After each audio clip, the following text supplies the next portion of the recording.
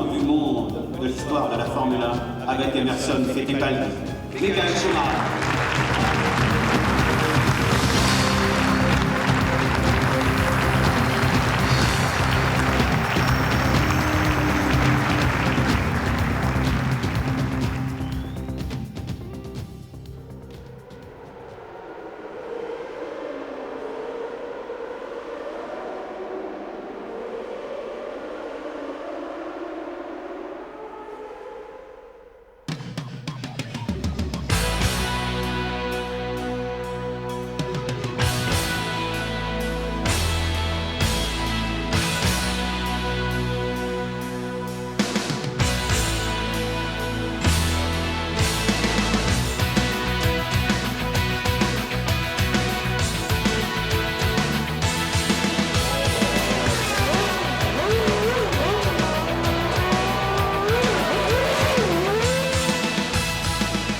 First team to launch their 1995 Championship Challenger is Jordan.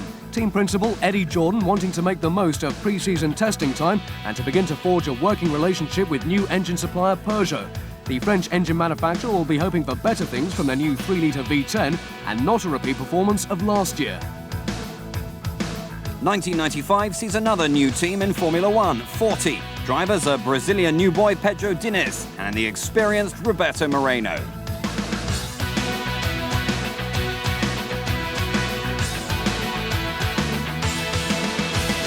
World champion Michael Schumacher is joined at Benetton by Johnny Herbert in the new B195, now with Renault V10 engines.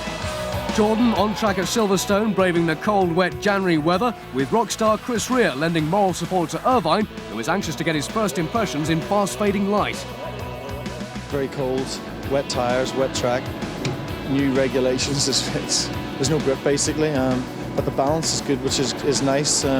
But we're going to have to wait to see what that's like down in Jerez, but I'm pretty confident it's going to be good. And now, finally to reveal perhaps the worst kept secret in the sport, joining the team for the new season is the man who is far and away the most successful driver currently in Formula One. Please welcome the 1992 world champion, Nigel Mansell.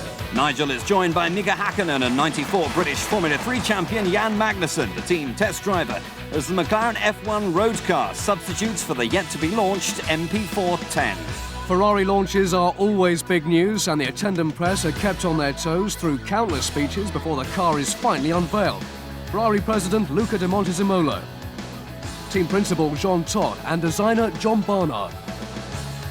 What you see before you when the cover comes off is, in fact, not the whole story. There will be more pieces that will go on before the car runs, and this is a deliberate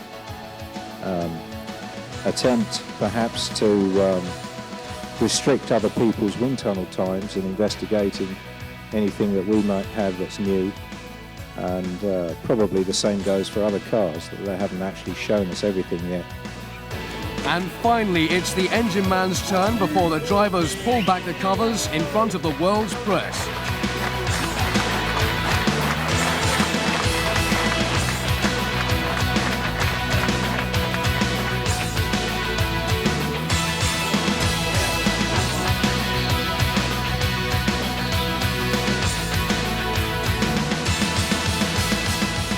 Ferrari private test facility, Fiorano. The new 412 T2 runs for the first time in front of the spy lenses of the assembled photographers. And Gerhard Berger does his best not to disappoint.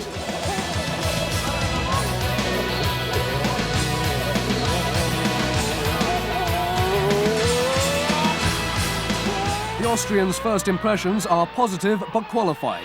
Seems to be alright, doesn't have any problems at the moment. Very difficult to say because it's different aerodynamic than the other car, it's sliding and these things, but I don't see anything wrong on it. Damon Hill is in relaxed mood at Jerez, as are the Williams team in general. The reason? More wet weather.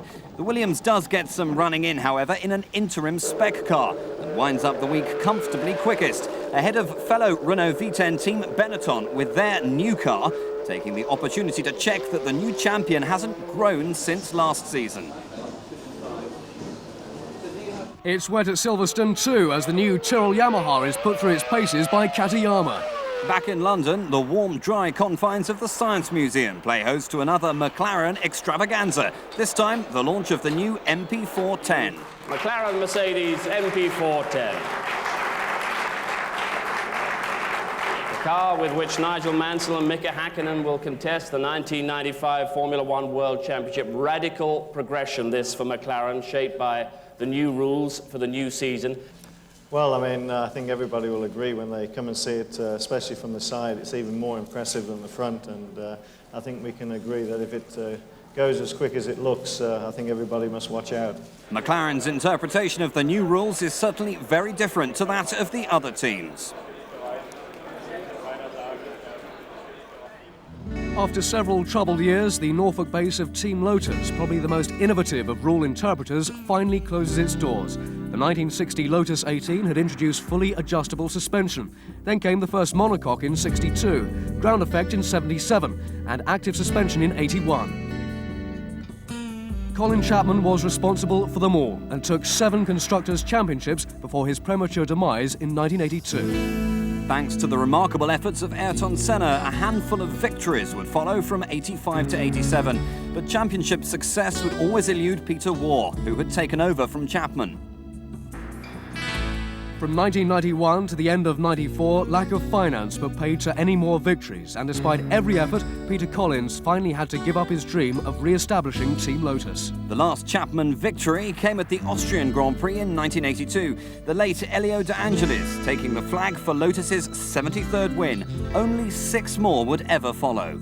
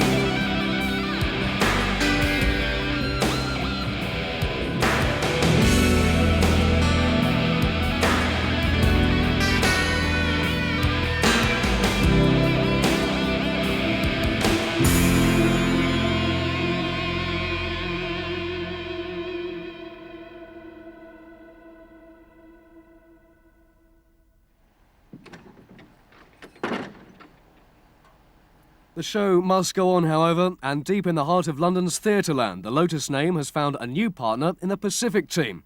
The launch of the new PR02 providing the opportunity for an explanation. Recently, we have forged an alliance with Team Lotus, which I hope will keep the spirit alive in Formula One for the name, and between us we hope to enhance the commercial images and develop new opportunities for both the companies. Anybody from Lai here? Can they come up to me? Okay. It's one of those a lot of joke experience bottles, of this. Yeah. It's done now. What can I say?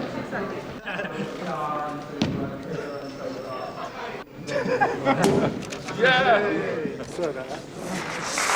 Pacific are somewhat out of practice when it comes to opening the champagne, but at Didcot not only are they well versed in the art, with the launch of the new car, expectations are high for 1995. I really am fully prepared for this year. I've spent a long time preparing myself, and I know that the Williams team have spent an awful long time preparing this car. The FW17 is the product of many, many hours work in the wind tunnel by Adrian Newey, and with the technical directorship of Patrick Head. and all the people at Williams, they put in such a lot of effort into this car. It's going to be a race winner, and I fully expect it to be a championship winner as well. You know, Adrian and the team have used some very interesting ideas to get round or to adapt to the new regulations, and if it goes as quickly as it looks, then we'll have a race winner.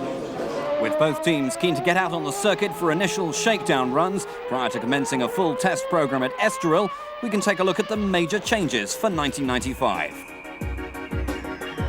Last year's 3.5-litre engines have been reduced to 3 in an effort to cut power outputs, but the most visual changes are the look of the cars for 1995. Side pods have been increased in height to improve lateral protection for the drivers. Depth of the front wings and the front wing end plates have been reduced significantly.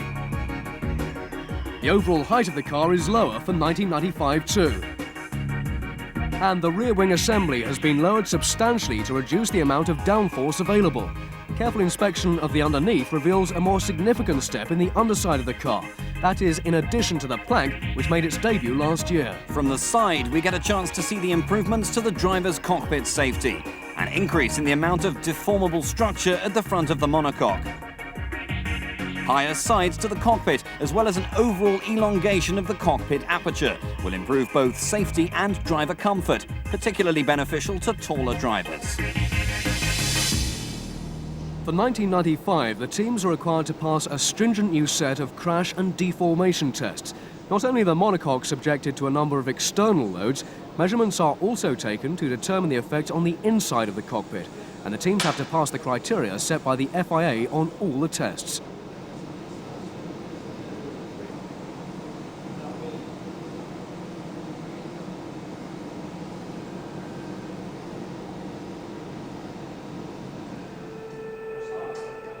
Previously, crash testing has been limited to frontal impact protection, but for 1995, the side impact test is mandatory. Here at the Motor Industry Research Association, a McLaren MP410 easily passes the test.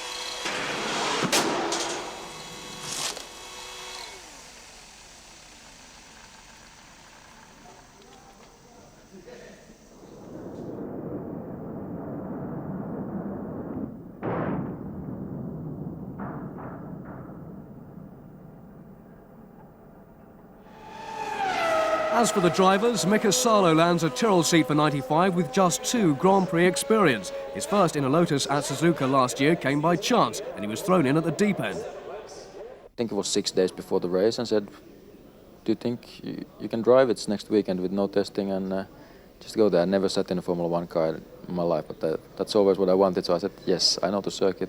I don't think it's the problem, I go. And that was it. And next 2 nights I just lay on my bed on my back and I was smiling. I was so happy that it was happening. So. Jos Verstappen is released from Benetton testing duties to join Nick Worth's Simtech team. Roberto Moreno's last Grand Prix was in Spa 1992. Brazil 95 sees the jocular Brazilian second only to Nigel Mansell in the Age League. Taki Inui is new to Formula 1. He joins Gianni Morbidelli at Arrows, this year with Hart V8 power. Domenico Schiattarella gets the second Simtech seat after making his debut with the team at Jerez last year. Big news at McLaren is that Blundell replaces Mansell for the first 2 races. Nigel doesn't fit in the car. Whilst Nigel could fit in the car, it was quite clear that he couldn't drive the car when he was sat in it. Even in the workshop, we were, both he and the team, were quite optimistic that whilst being snug, it wouldn't hamper his ability to drive the car, but that proved definitely not to be the case in Estoril. He was really quite badly bruised after the first day, and to his credit, continued to work with us in order to highlight some of the development problems that we had on the car. No one will forget the incident that decided the 1994 championship. Whatever your standpoint, a lot of questions remain unanswered. It's been very hard all the way. It was a terrific race, and all I can say is that it's over now, and it's a bit of an empty feeling, but I think I gave him a good run for his money, and he certainly was feeling the pressure because he ended up falling off the road. Can the champion sustain pressure? Is Hill capable of overtaking him on the track? Schumacher was definitely under pressure during qualifying for Brazil. A light off damaging the front of the Benetton. followed by a major shunt from which the German was lucky to escape unhurt.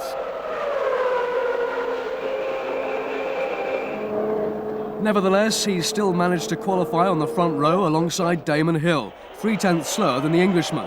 With Coulthard third, Herbert fourth, and Berger and Alesi fifth and sixth, the Brazilian crowd would have to look back to 16th spot to find new hero Rubens Barrichello in the Jordan Peugeot. At the first corner, it's Schumacher who sneaks past Hill from Coulthard. A flying Hakkinen, Berger, Herbert and Alesi as Parnis Ligier is an early casualty. The Frenchman's car spinning on the exit of the first corner and hitting the inner wall. On the run down the sixth gear back straight, Hill climbs all over the back of Schumacher's Benetton as already a small gap is developing back to Coulthard in third. The champion is right on the limit in his attempt to hold on to the lead, locking up his brakes into the second gear Bico Dupato.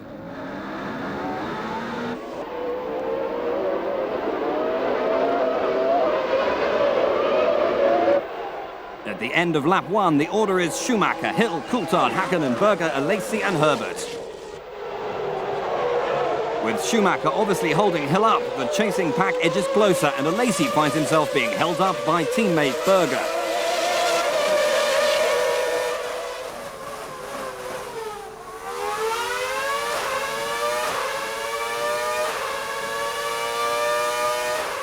On lap three, Hill took a stab at wresting the lead, only for Schumacher to give him the chop, force him to back off, and Coulthard nearly finding a way past.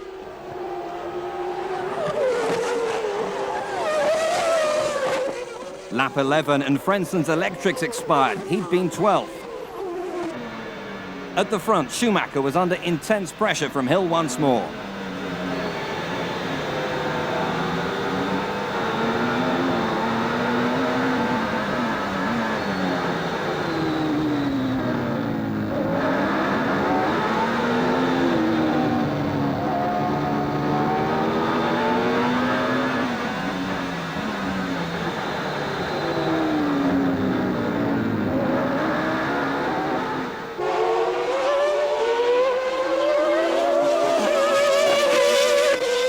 Lap 16, 9th place Katayama had spun and stalled, the Japanese suffering from huge understeer in the T-car. Eddie Irvine's Jordan Peugeot made the first pit stop of 1995, but never rejoined. Gearbox failure would be the first cause of Jordan retirement in the new season.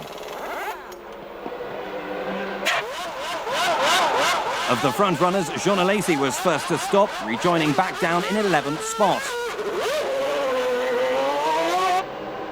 With the leading duo still locked in combat at the front, the Benetton team were the first to prepare for a stop. Michael Schumacher peeling off into the pit lane on lap 18.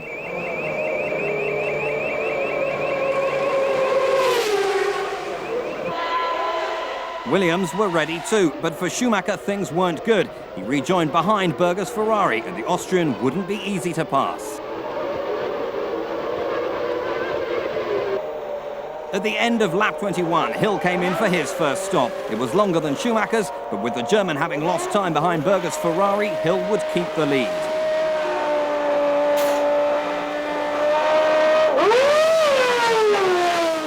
Schumacher had only been delayed one lap by Berger, passing the Austrian at the end of the start-finish straight.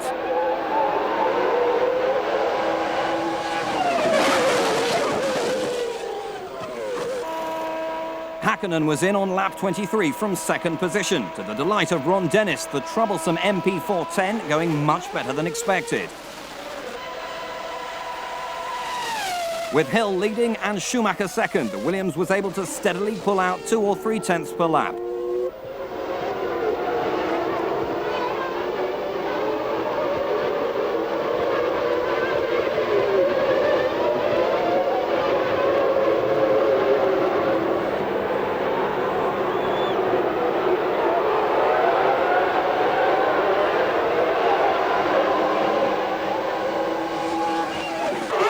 Berger pitted at the end of lap 27 whilst lying fourth, Gerhard having to endure the frustrations of a stubborn front-wheel nut. It was enough to drop him back down the order.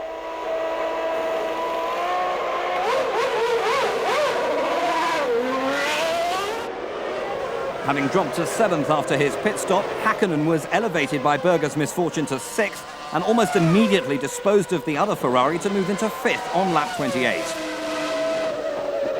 At the front, Hill was enjoying a comfortable cushion over Schumacher until on lap 30 he lost second gear. Then at the start of lap 31, things went terribly wrong.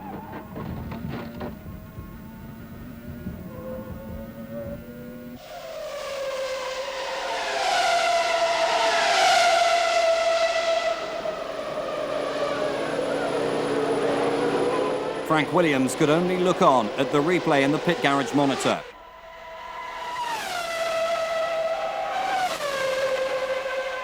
Thus, Schumacher inherited the coveted lead position, but Briatore's joy would be tempered with Herbert's demise on the same lap, Johnny being taken out by Suzuki's Ligier.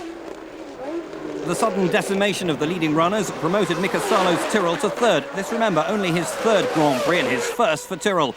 But compatriot Mika Hakkinen was bearing down quickly, and on lap 38, suffering from cramp and exhaustion, the pressure led to the inevitable lapse in concentration.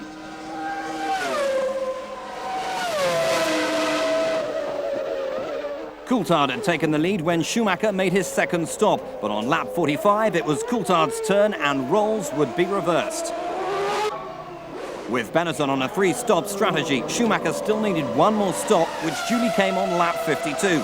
Slick teamwork by the Benetton crew ensuring that Michael could get in and out without relinquishing his lead. Coulthard was some 8 seconds behind the Benetton and could do nothing to catch the champion before the checkered flag. It was therefore an easy win for Schumacher and the delighted Benetton team. Coulthard would finish second after an uneventful but solid opener to his 1995 campaign, and Gerhard Berger would cross the line third in typically dogged fashion after that earlier problem in the pits. For Damon Hill, it was 10 championship points lost, and more importantly, to his chief rival.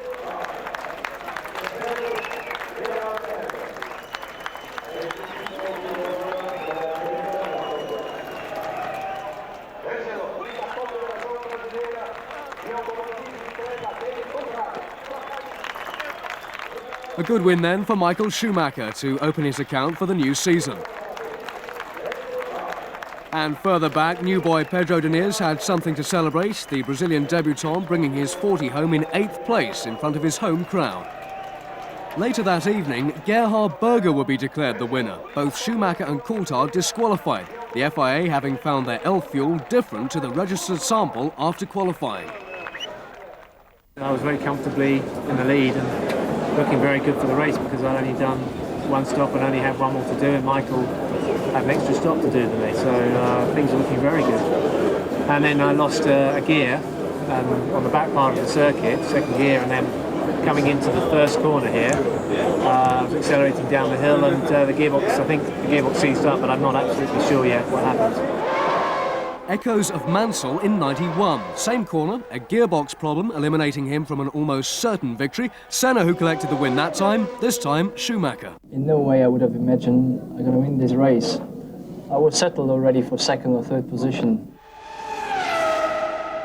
During scrutineering, the fuel from a number of the cars was analysed. 2 of those cars were Schumacher and Coulthard. The fuel from those cars, it was found, the fingerprint of that fuel did not match the library analysis which we hold before the start of the season.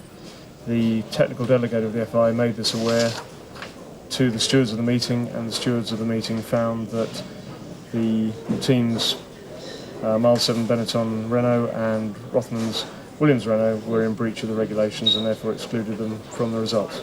Despite the protestations of Elf, Williams and Benetton that the fuel was legal, their only recourse would be an appeal to the FIA. Benetton's Greg Field explains.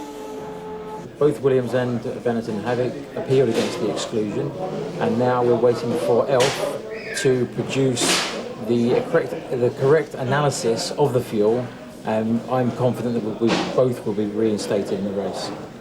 On the 13th of April, the FIA International Court of Appeal duly overturned the decision of the stewards in Brazil, reinstating Schumacher and Coulthard, but not their manufacturer's points.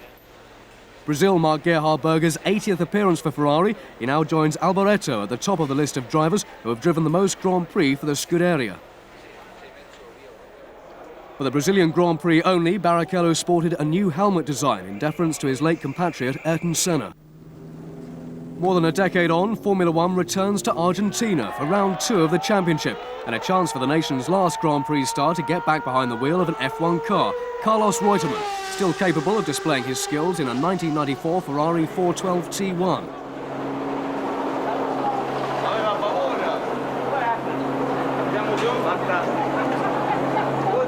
After turning in some very quick laps and obviously enjoying every minute, perhaps this little chat with 2 former employers might have some significance. Argentine President Carlos Menem was an interested visitor despite the loss of son Carlos Jr. in a tragic helicopter accident.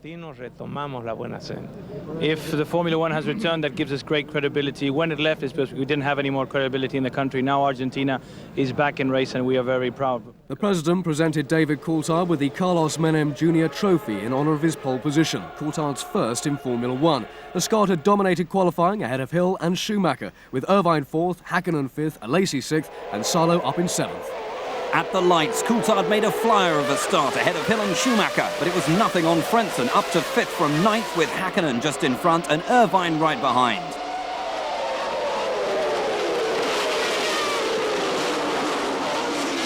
Then chaos. Who touched who first was not important, but Alesi, Salo, Bedoes Minardi, Herbert, Parnis, Martini and Barrichello were all eliminated in one fell swoop. No question, red flag, and the race was stopped.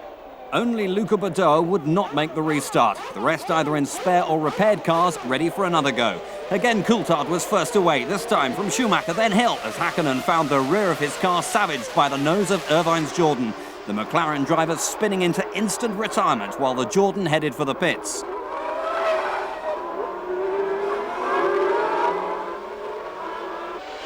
At the front, Coulthard was sprinting away from Schumacher at Hill, with Salo, Alesi and Frentzen a long way back from the leading trio.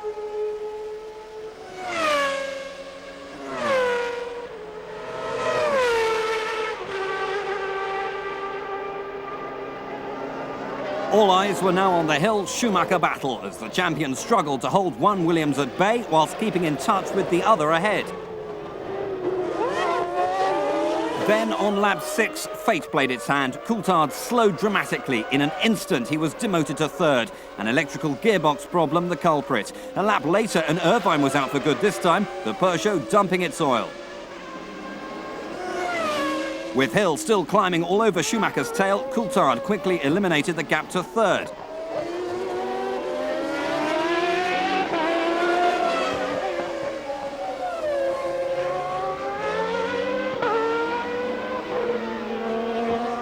Lap 9 and Blundell's McLaren was in trouble. Running in 8th place, the Mercedes split an oil cooler and the V10 expired there and then. Lap 11, Hill dummied Schumacher into the first corner and was through into the lead. The extent to which Schumacher had been holding him up was immediately noticeable.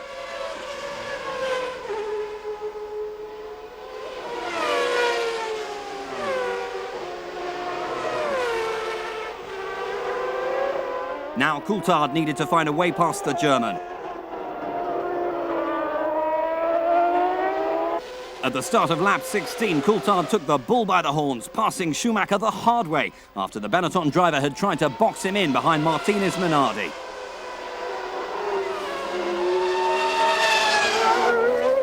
The same lap, Hill came in for his first fuel tyre stop.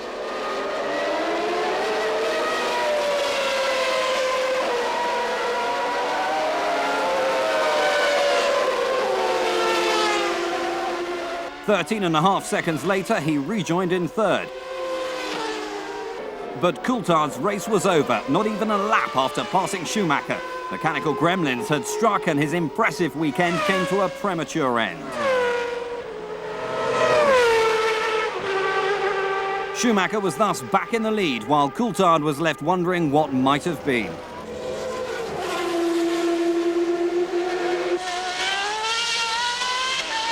On lap 17, Schumacher was in for his first stop of the afternoon.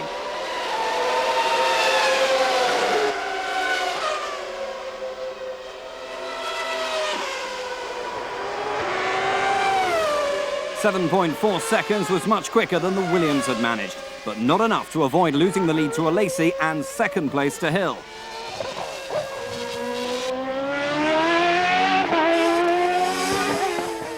With Hill and Schumacher adopting three-stop strategies, Alesi was on a two-stopper, and it wasn't long before the Ferrari had the Williams right on its tail.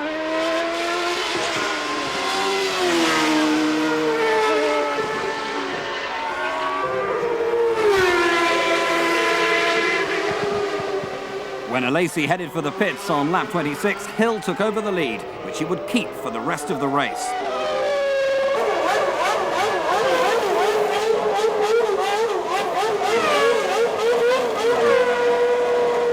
For Alesi, though, the battle was with Schumacher for second place, and with precious seconds ticking by in the pits, the German was edging closer. Cutting it uncomfortably fine, Alesi rejoined, his second position intact, but only just. Schumacher couldn't find a way past and would stay in third. Further back, Johnny Herbert had quietly moved his way up to fourth place in the second Benetton by lap 33. Alesi was safe in second, but still pushing hard. Whilst for Damon Hill, he had lapped the entire field up to Schumacher in third before the finish.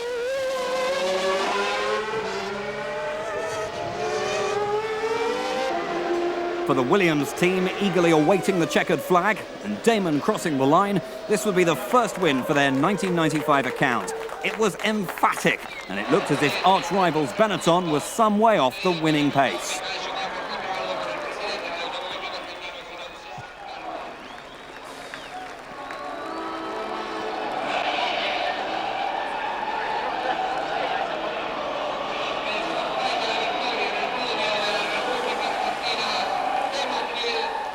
It had been a good return to Argentina, and Carlos Reutemann, here with the president's daughter, must have had many thoughts during the race.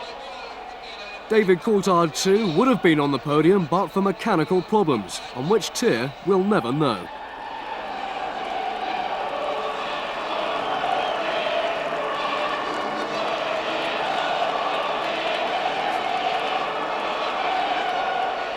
But the day belonged to Damon Hill. Alesi was a competitive second, and for a change, Schumacher wasn't smiling. I'm really delighted. 10 Grand Prix victories. It's great to break into double figures, and it just gets better. And it's great also to break your duck for the 95 season. July 17th, 1995, Fangio dies. I think Fangio was the inspiration for almost everybody who's in this sport, and who is looking for a role model of the perfect sportsman, the perfect competitor, and a great ambassador of the sport. I know that Senna, with whom I was close friends, had the most tremendous regard for him. And one of the thoughts that came in my mind when I heard it this afternoon was that there are two giants who have left us in the last 18 months.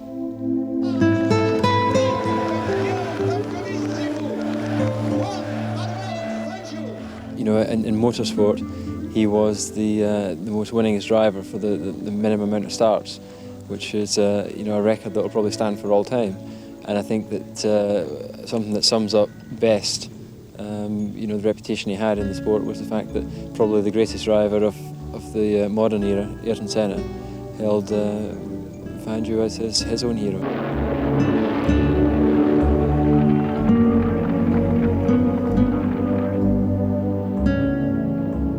Perhaps I can best explain, I saw Ascari, who was, I think, one of the greats as well, at Bari. He came around this corner in a real power slide, and he just touched the straw bale and went on, and every lap he was doing this. Fangio came round in the same race, same sort of speed, same sort of power, but he didn't touch the straw, but he just flicked the straws. And to me, that just showed me the difference between just nudging it, I don't mean badly, just nudging it or just whispering it. And the skill that Fangio would drive, or the precision, was, I think, what set him apart. That, together with all the other things that go to make a great driver, I mean, obviously concentration and so on, but he was quite an exceptional driver.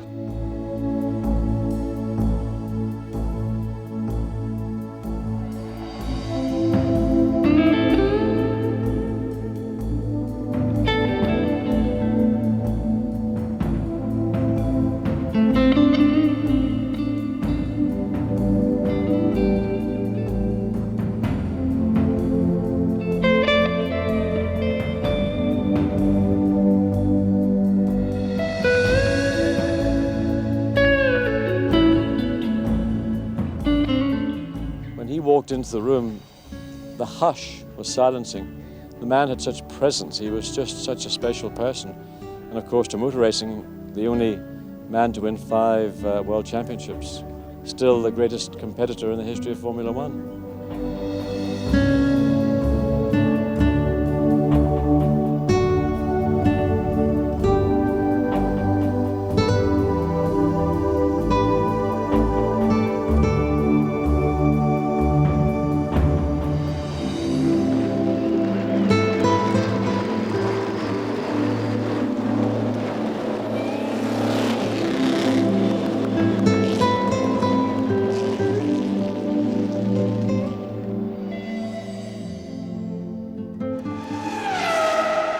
In Argentina, Gerhard Berger had radioed in that his Ferrari was undrivable, suspecting a recurring damper problem. That's when he pitted on lap 14. He was immediately wheeled into the garage, only for his chief mechanic to spot a deflated right front tyre. So he was wheeled back out, refueled, and a new set of tyres mounted. And off back into the race after an 81-second stop. 6th place at the checkered flag was a remarkable achievement. Mansell would finally make his 95 debut at Imola in a new wider McLaren MP410. My realistic hopes is to qualify as well as I possibly can, and where that will be I don't know. But to have reliability, and I'd like to just finish the race, and if I can be in the points, then that'd be great too. A year after the tragic deaths of Roland Ratzenberger and Ayrton Senna, the Formula One circus returns to Imola for round 3 of the championship. And with Berger's red number 28 starting on the front row, the Tifosi have plenty to shout about.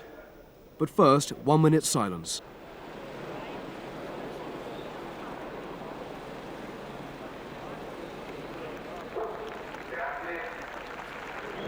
Last year's winner, Michael Schumacher, had secured pole position. Berger on 2, Coulthard 3, Hill 4 and Alesi 5.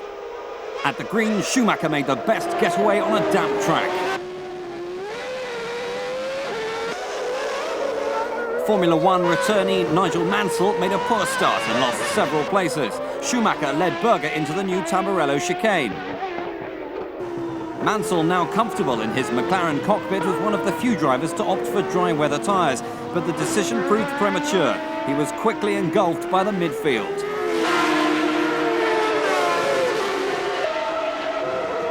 So initially a Benetton-led Ferrari, just as it ended last year. The backmarkers were to play an important role in the race. Schumacher dealt efficiently with Luca Badoa, but Berger almost stumbled upon the young Italian as they lapped him for the first time.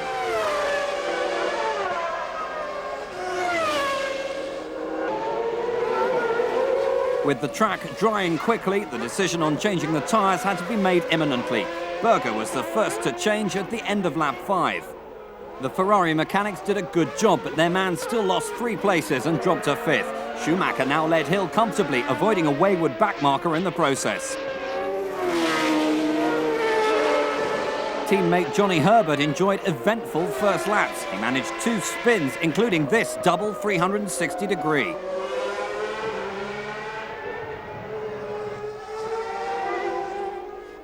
After 8 laps, Schumacher led the Williams of Coulthard and Hill, with Berger and Alesi a little farther back. Lap 10 and Herbert was in, but couldn't stay. Schumacher was in the pits just meters behind, and the team couldn't accommodate them both. Hill followed Schumacher in, promoting Coulthard into the lead.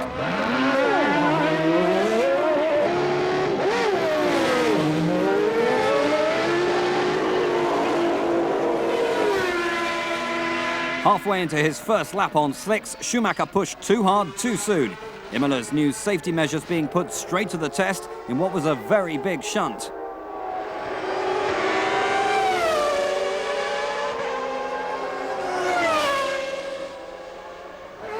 The drama promoted Berger into the lead, to the delight of the crowd. Behind the Austrian, Hill was second, while Coulthard and Alesi fought a fierce private battle for 3rd place.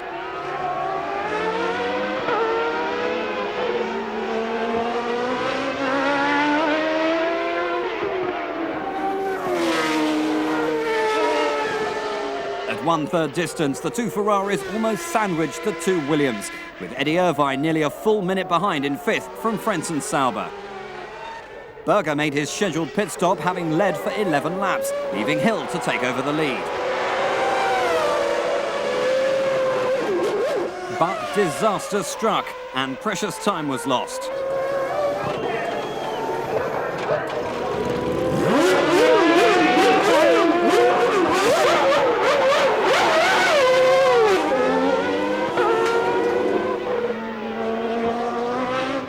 At the front, Hill was under pressure now from Coulthard and Alesi.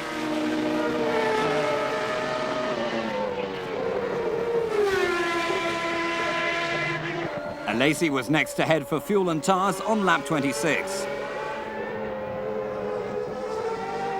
Coulthard then hit trouble moments later with a spin, and in an instant, Hill took command of the race.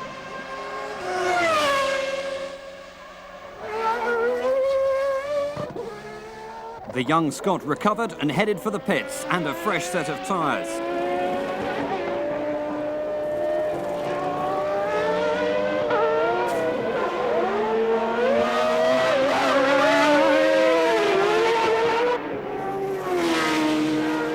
Schumacher back from his earlier off, the Williams team learned that Coulthard had received a stop-go penalty for speeding in the pits after his last stop.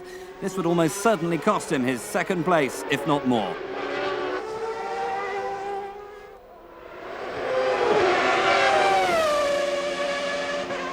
On lap 35, he was in, the 7th driver in the race to experience the FIA's new and clearly efficient electronic policing methods.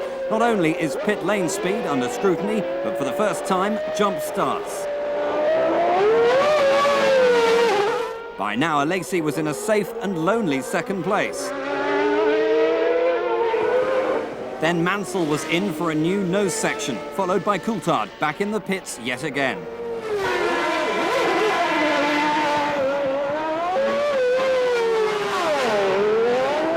Berger was running third.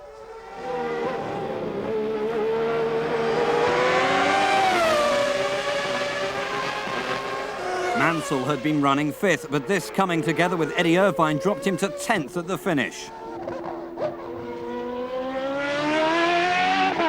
Irvine was not over-happy at Mansell's return to Formula One. Despite what was going on behind him, Hill was controlling the race with ease, firmly on course for his 11th Grand Prix win and the 2nd of 1995. In the closing laps, Berger's 3rd place looked under some threat from a recovering Coulthard, and he was forced to up his pace, putting in the fastest lap.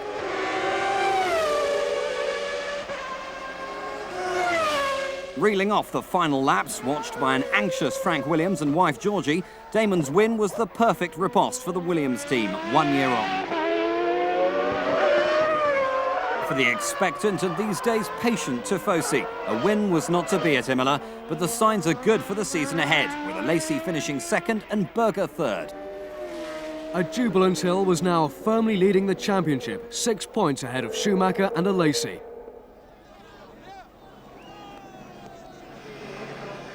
Coulthard was an eventful and eventual 4th, whilst Mika Hakkinen saved some McLaren pride with 5th place, and Heinz-Harald Frentzen scored another point for the Sauber team in 6th. There were 14 finishers in the end, more than many expected in this gruelling race.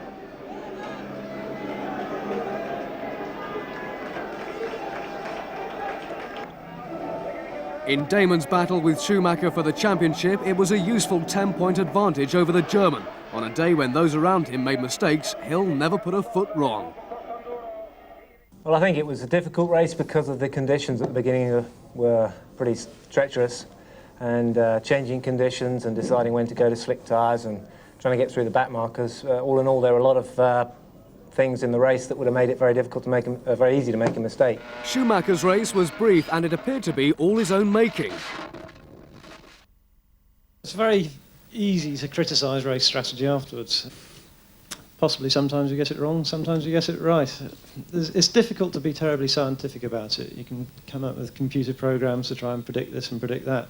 At the end of the day, it's down to the humans on the pit wall trying to make the decisions at the time. You can, for instance, start with a a two-stop strategy and make it into a three-stop if you want to. You can drain down the fuel in the main tanks, or you can raise it up. So there is flexibility there. You usually need a lap or so's notice. But liaising with the driver, trying to make those decisions, it's fairly complicated. Williams adopt a seemingly loose approach to strategy, whilst Benetton take a more scientific view. Principally, I have to try and make the decisions on the pit stops, but with inputs from various other members of the team, including the driver, of course. We have a procedure, we have a program of running through the effect of fuel and the effect of tyres. Some of it's predicted from mathematical models, and other parts of it we actually do at the circuit there and then. And it's quite easy to look at the duration people are on their cars with the fuel rig to judge how much fuel they're putting in, and therefore you can then start to predict what pit stops they're doing. With regard to how the team feel, I mean, I believe we've got the best team in regard to pit stops. Our boys are superb, and they just take a very professional view. It's part of the job. I won't pretend they want to do it. I don't think any of them enjoy refueling, but that's the task that's in front of them, and they get on with it in a professional way and accept it. While Schumacher would go on to win 8 more races in '95, Hill would win only 2. I think generally once you start on a strategy, you tend to stay with it. Martin Brundle gets his first race in the number 25 Ligier, replacing Japanese driver Aguri Suzuki for Barcelona. While Olivier Panis keeps his seat all year, Brundle and Suzuki will be in and out on numerous occasions. When and where, we'll keep you informed. A huge crowd greeted the 5th Spanish Grand Prix on the Catalunya track. Would Michael Schumacher bring an end to Damon Hill's winning streak? Schumacher was on pole ahead of the 2 Ferraris, Coulthard 4th and Hill back in 5th. Seen here through Eddie Irvine's camera, Coulthard makes a dreadful getaway, losing ground to Hill, Irvine and Hakkinen. Schumacher makes no mistakes and leads securely into the first corner ahead of Alesi. Hill's next up, followed closely by the other Ferrari of Gerhard Berger. Alesi's start was a scorcher, but he couldn't make up the ground Schumacher had from pole.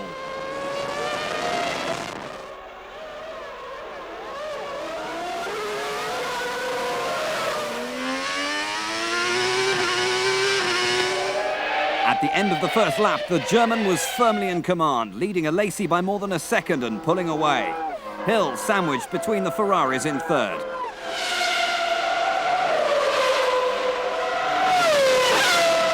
Having disposed of Hakkinen, Coulthard was now battling for 5th with Eddie Irvine. The extra power of the Renault V10 allowing him to complete a bold move at the beginning of lap 7.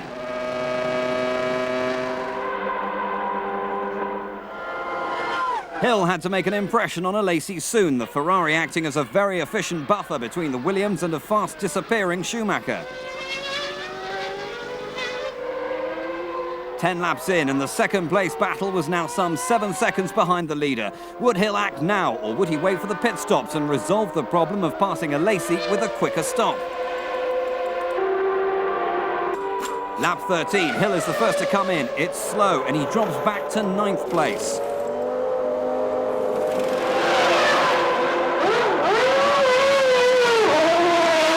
All signs are that Hill's on a 3-stop strategy, and expectations are that Schumacher is too. Coulthard is next, but the Benetton stays out.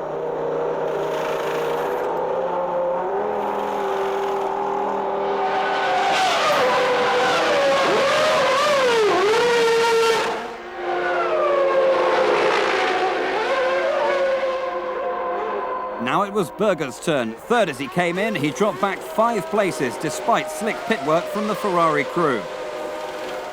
Not only was Schumacher staying out, he was lapping quickest.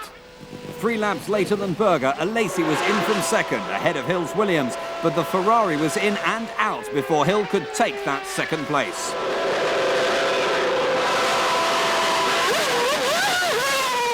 On lap 19, Mansell pulled into the McLaren garage and retirement. Twice winner in Barcelona, the former champion was less than happy with the handling of the McLaren, having earlier traversed one of the gravel traps.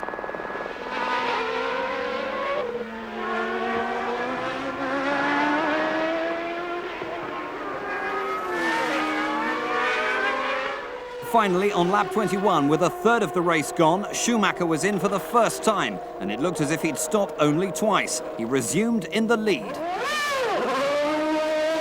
By now, second-place Alesi had Hill filling his mirrors from behind and Brundle's Ligier, which he was trying to lap, holding him up at the front. The Ferrari horsepower seemingly unable to overcome Ligier's Mugens on the straight.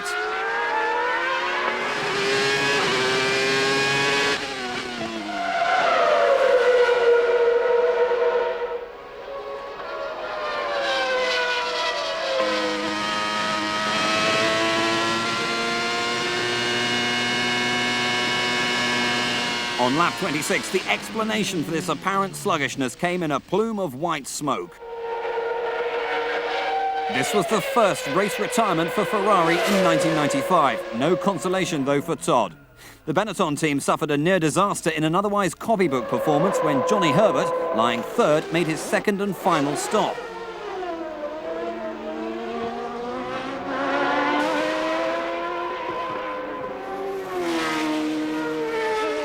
Incredibly, no one was hurt. Even the jack was undamaged when retrieved from the end of the pit lane.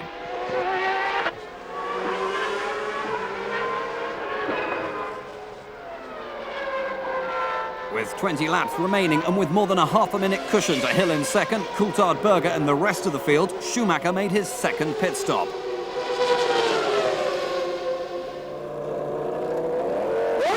The Jack stayed with the mechanic this time, and Schumacher rejoined still ahead of a charging Hill, who closed to within 3.5 seconds, setting the fastest lap in the process. Lap 54 compounded a miserable day for McLaren, with Mika heading straight for the garage.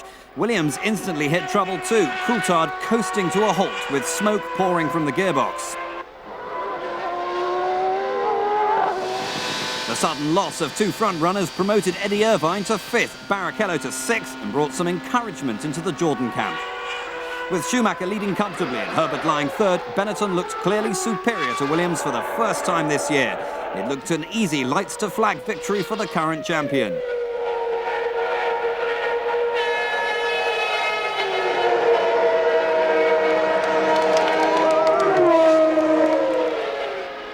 But last-minute drama. Herbert had snatched second place after passing Hill less than a lap from home. A very frustrated Hill crawled over the line in 4th place, faulty gearbox hydraulics having caused a spin.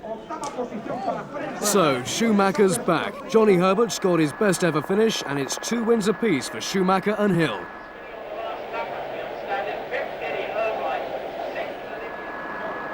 After all the talk of Schumacher's inability to withstand pressure, Barcelona provided a convincing reply.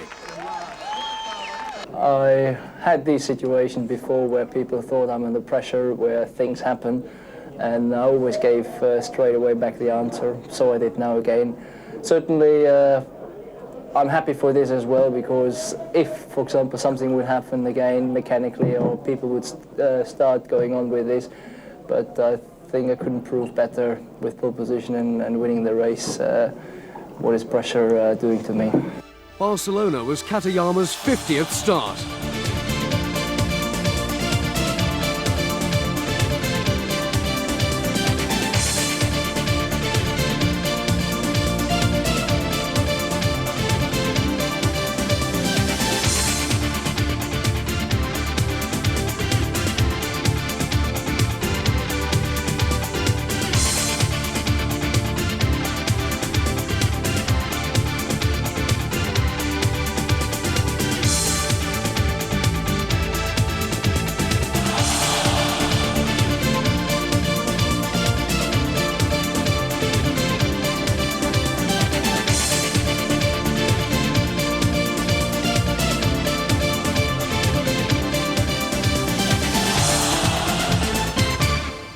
If you put David and Johnny and myself in a room together, we could have a good laugh, you know. If you had Michael there, I don't think Michael would share the same sense of humour. Maybe, I don't know. After Barcelona, Nigel Mansell had had enough. Both he and the team concluded, unless irrespective of the performance of the team and the car, he could give 100%, and he wasn't really being honest to himself or the team. And in those circumstances, it was better not to continue the relationship. Carl Wendlinger was officially being rested by Sauber and would be replaced by Williams test driver Jean-Christophe Bouillon in Monaco. Basking in the Mediterranean sunshine, the tiny principality was hosting its 53rd Grand Prix. Hill had taken pole ahead of Schumacher and an impressive Coulthard. Hill got the start he needed, beating Schumacher off the line, but further back, chaos threatened. Alesi was squeezed towards the barrier by Coulthard. The two collided, causing mayhem. Berger was instantly eliminated too, both Ferraris out at the first corner. In the ensuing traffic jam, Barrichello managed to maul teammate Irvine's front wings. It was disbelief at Ferrari.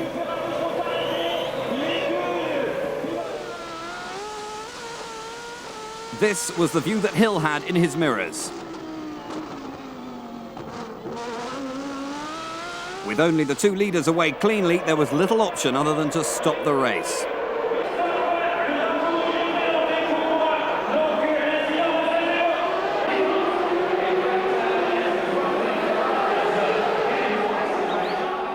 Ferrari had their work cut out, both drivers needing spare cars, a Williams for Coulthard and numerous repairs and replacement parts at Jordan.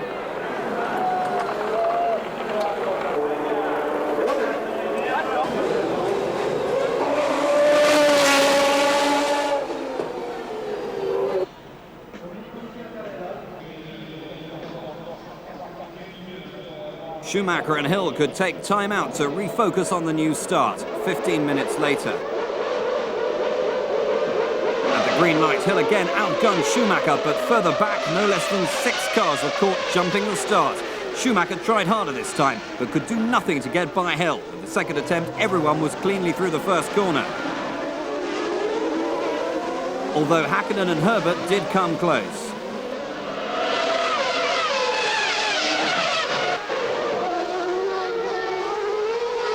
Down the hill from Casino Square, Schumacher locked up in his attempts to stay with the leading Williams. Coulthard clung to third from Alesi, Berger and Herbert's second Benetton.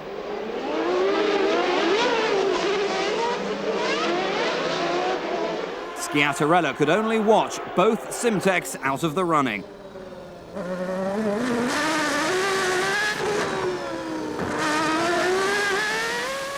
With Schumacher filling Hill's mirrors at every opportunity, the leading duo were already pulling clear of Coulthard and the rest as the first of 6 jump starters made their way down the pit lane for their 10-second stop-go penalties. The Monaco 6 comprised Brundle, Barrichello, Parnis, Montemini, Frentzen and Martini. Hill and Schumacher, meanwhile, were extending their lead to the rest of the pack by a second a lap, but Hill seemed unable to shake off the attentions of the Benetton.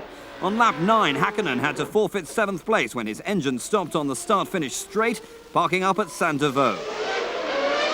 The two Ferraris were still hard on Coulthard's heels at 1/5 distance, albeit some 13 seconds behind the leaders. Remember, all 3 drivers were in their spare cars. Frentzen, also in a spare car, dropped to 15th after serving his jump start penalty, but soon gained a place when Coulthard slowed and retired, his gearbox jammed in second. Strategy became the next item in the afternoon's programme of entertainment, and in particular that of Hill and Schumacher. Would they come in together or not?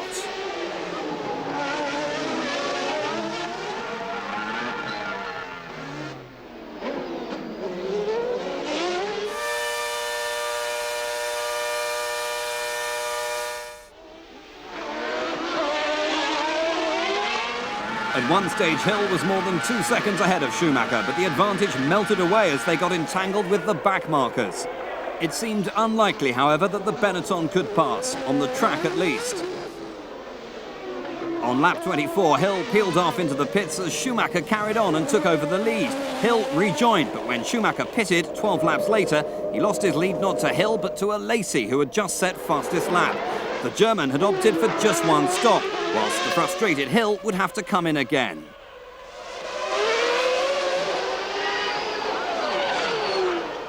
Suddenly, Alesi was eliminated in this tangle with a lapped Brundle. Jean Todt could do nothing but watch. Berger chose Hill's strategy and pitted twice, out of contention for victory, but on course for 3rd place. Jean Alesi was not a happy man. And neither was Frank Williams.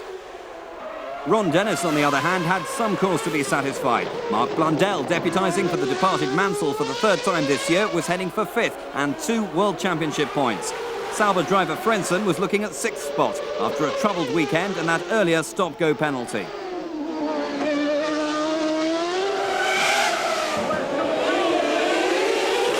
Ultimately, though, the day belonged to Benetton and Schumacher.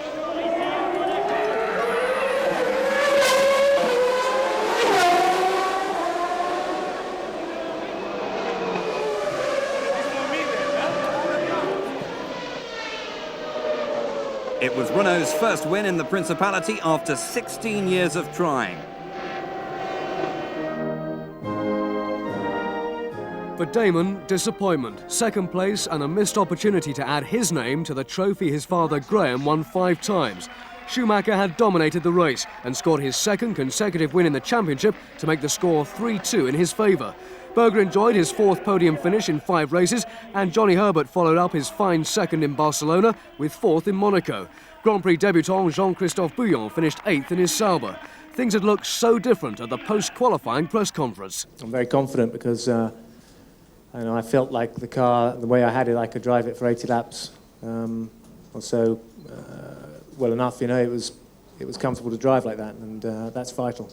I'm not too pessimistic. The gap we see now in qualifying will certainly not the gap we're going to see tomorrow, and I just hope we turn it around to another gap.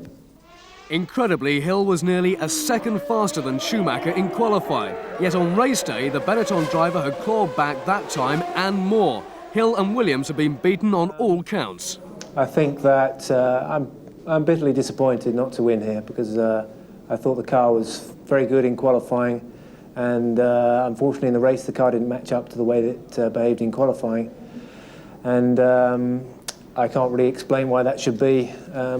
But Michael drove a fantastic race, and again Benetton did a better job of the strategy, and you have to respect that and congratulate them on a fantastic achievement.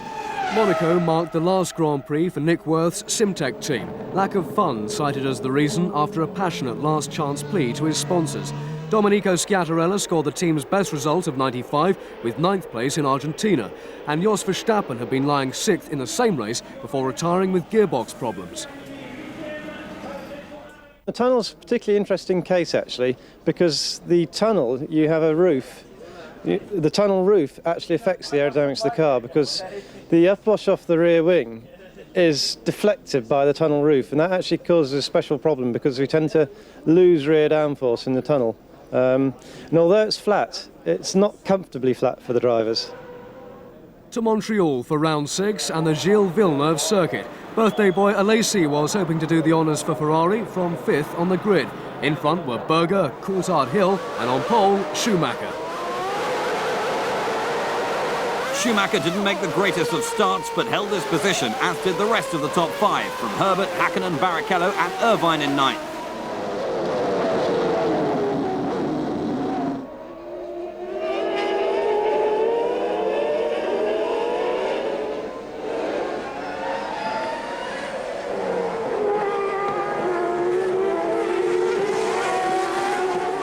Into the hairpin for the first time, the leading group was safely through, but Hakkinen attempted an optimistic move on Herbert, and both cars were eliminated little more than half a lap into the race. 2 down, 22 left, but no need to halt things.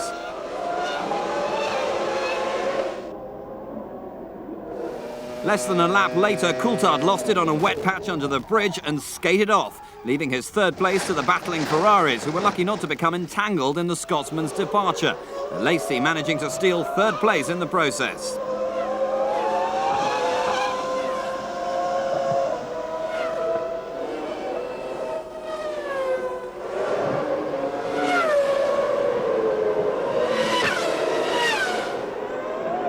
With Schumacher pulling out a gap over Hill, Alesi 3rd, Berger 4th, and Barrichello and Irvine promoted to 5th and 6th, the race had begun to settle down halfway through lap 2. In qualifying, Schumacher had been nearly half a second quicker than Hill, and in the race the margin was proving equal, if not greater. Indeed, Hill was under increasing pressure from the 2 Ferraris behind. By lap 16, back markers were coming into play, and on the approach to the hairpin, Alesi made his move. It looked easy. David Brown was not impressed. By lap 20, Schumacher had a lead of some 11.5 seconds. Alesi was second, and Hill was coming under increasing pressure from fourth-placed Berger.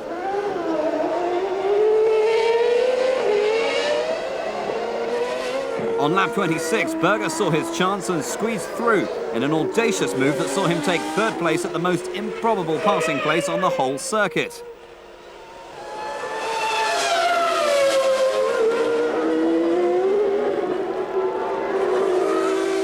Lap 34, and Alesi was in for his one and only stop. Hill had chosen the same lap. And so had Jordan for Barrichello. Alesi would rejoin in third.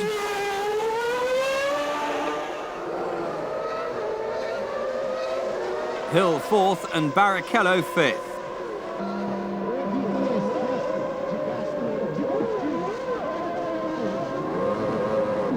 Berger was due in on lap 35, but the Ferrari, which had briefly moved to second place, was coasting.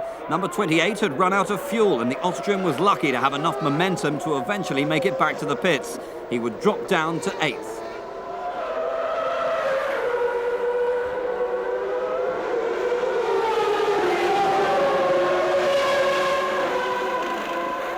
Schumacher didn't come in until lap 38, had no such problems and rejoined with his comfortable lead intact. The Jordan team were enjoying their first decent Grand Prix of 95. At more than half distance, Barrichello and Irvine were running strongly in 4th and 5th places respectively. But it was a bad day for McLaren, with Blundell out on lap 48.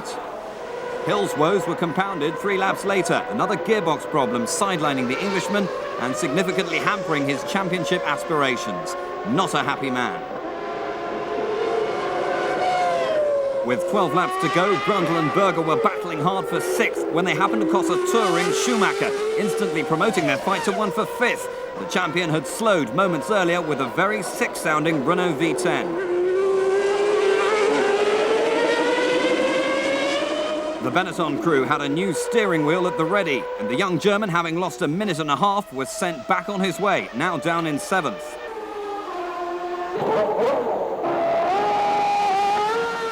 With 11 laps remaining, Ferrari number 27 had taken the lead. Jordans were running 2nd and 3rd, Parnis 4th. The battle for 5th was still unresolved until...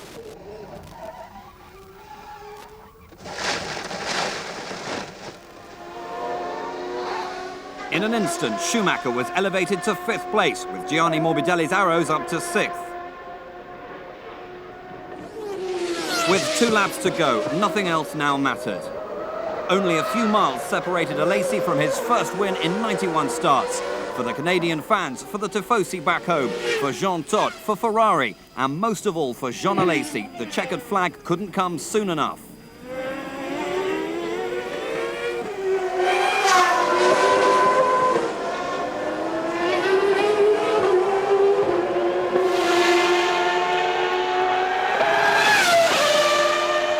Barrichello, Irvine and their Jordan Peugeot V10s made it to the finish too.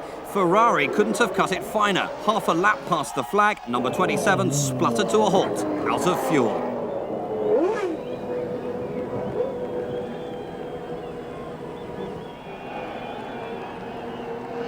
There hadn't been a happier podium for a long time, and Alesi, celebrating his 31st birthday with his maiden victory, was now in the championship chase, only 5 points behind Hill and 12 behind Schumacher. For Damon Hill, Canada was a disaster, but luck cushioned the blow to his quest for the championship. A 10-point advantage was reduced to 2 when Schumacher's Benetton spluttered 12 laps from home, robbing him of almost certain victory.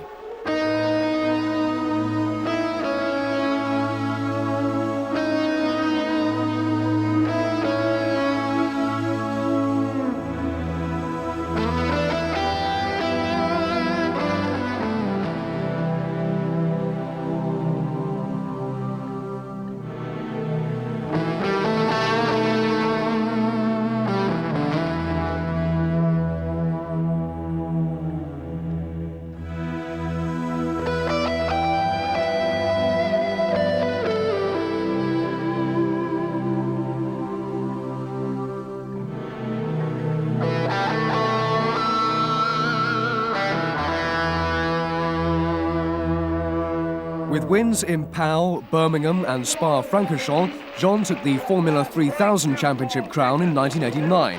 Catching the eye of Ken Tyrrell, he was given his big break mid-season at Paul Ricard as replacement to Alboreto and finished a brilliant fourth. Another fourth in Spain and fifth in Italy saw him ninth in the championship. Jean was signed full-time for 1990 alongside Nakajima. After a phenomenal start, he had taken the lead in Phoenix from fourth on the grid. Senna wasn't having any of it. And the young Alesi wasn't having any of Senna. Next lap, the inevitable happened, but still Jean fought for every inch in what everyone acknowledged to be an inferior car. It finished second.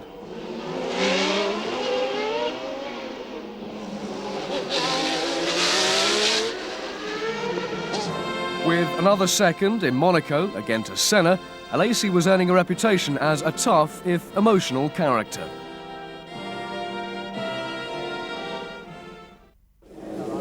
In 1991, Jean joined compatriot Alain Prost at the legendary Ferrari, but it would be a difficult season with 9 retirements, either due to mechanical failure or of his own making. Alesi was not a lucky driver.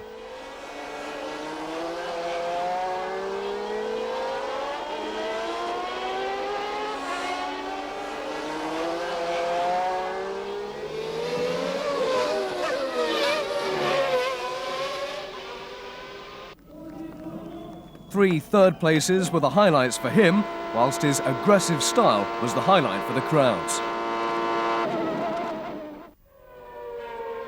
1992 and year 2 of what would go on to become a 5-year stint with the Scuderia. A spate of retirements and ill fortune continued unabated.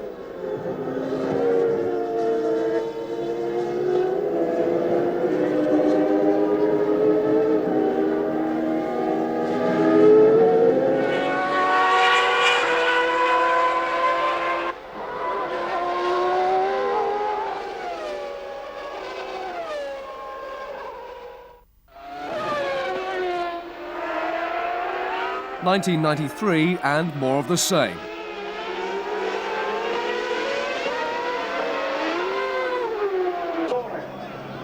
The one highlight being a podium finish at Monza in front of his beloved and much adoring fans, the Tifosi. 1994 was a better year for the Frenchman, with podium finishes in Brazil, in Canada and at mid-season in Britain. And then, following that epic battle with Mansell in Japan, came another.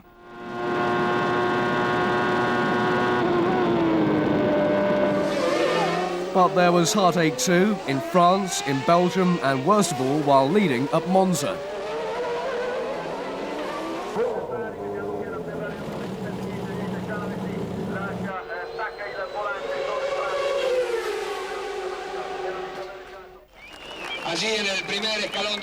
Year 5 at Ferrari started with 5th in Brazil, was followed by 2nd in Argentina, then 2nd in San Marino, and now after 91 Grand Prix, 1st in Canada. Then it was back across the water to round 7, Magny-Cours. Damon Hill had qualified on pole position, then Schumacher, Coulthard and Alesi. Surprise performers were Barrichello 5th and Parnis 6th.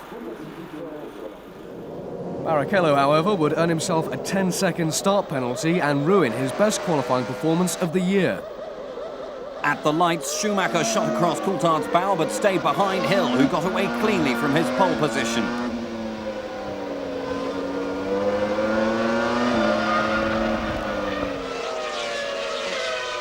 Barrichello benefited from his excellent start and snatched 3rd from Coulthard. At the front, Hill was firmly in command with Schumacher, Barrichello and Coulthard next up. Alesi clung on to 5th temporarily as Hakkinen went around the outside at the hairpin. Alesi, never one to give up easily, was right under the McLaren's rear wing on the approach to the chicane when the Finn found himself with no more road. He was lucky to somehow survive the gravel trap but lost 4 places. At the end of lap 1, the order: Hill 1st, Schumacher half a second down in 2nd, Barrichello 3rd, Coulthard 4th, Parnis 5th and Herbert 6th. Into the hairpin for the 3rd time, and Alesi, deciding he'd been behind Herbert for long enough, made a lunge inside the Benetton. The two touched. Exit Benetton number 2, having completed a total of 3 laps in 2 races.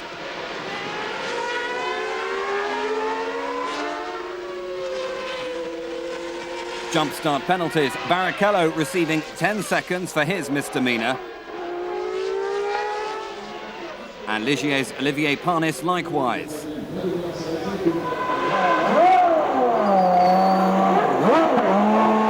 The Frenchman was plainly incensed and impatient.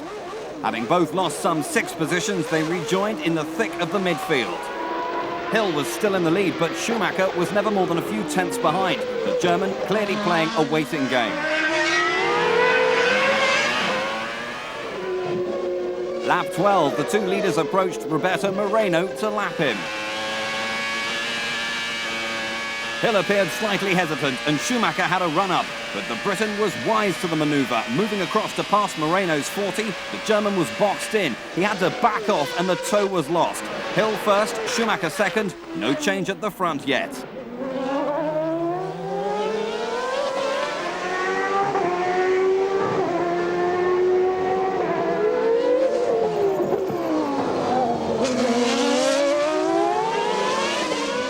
Lap 19, Schumacher was first to dive for the pits.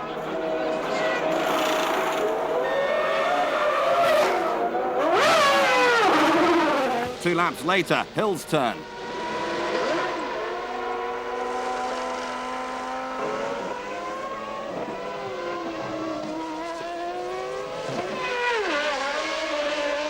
Too late, too slow. Benetton had once again beaten Williams where it mattered. Terse words on the pit wall, no doubt. Lap 22, 5th placed Berger was awaited by the Ferrari crew.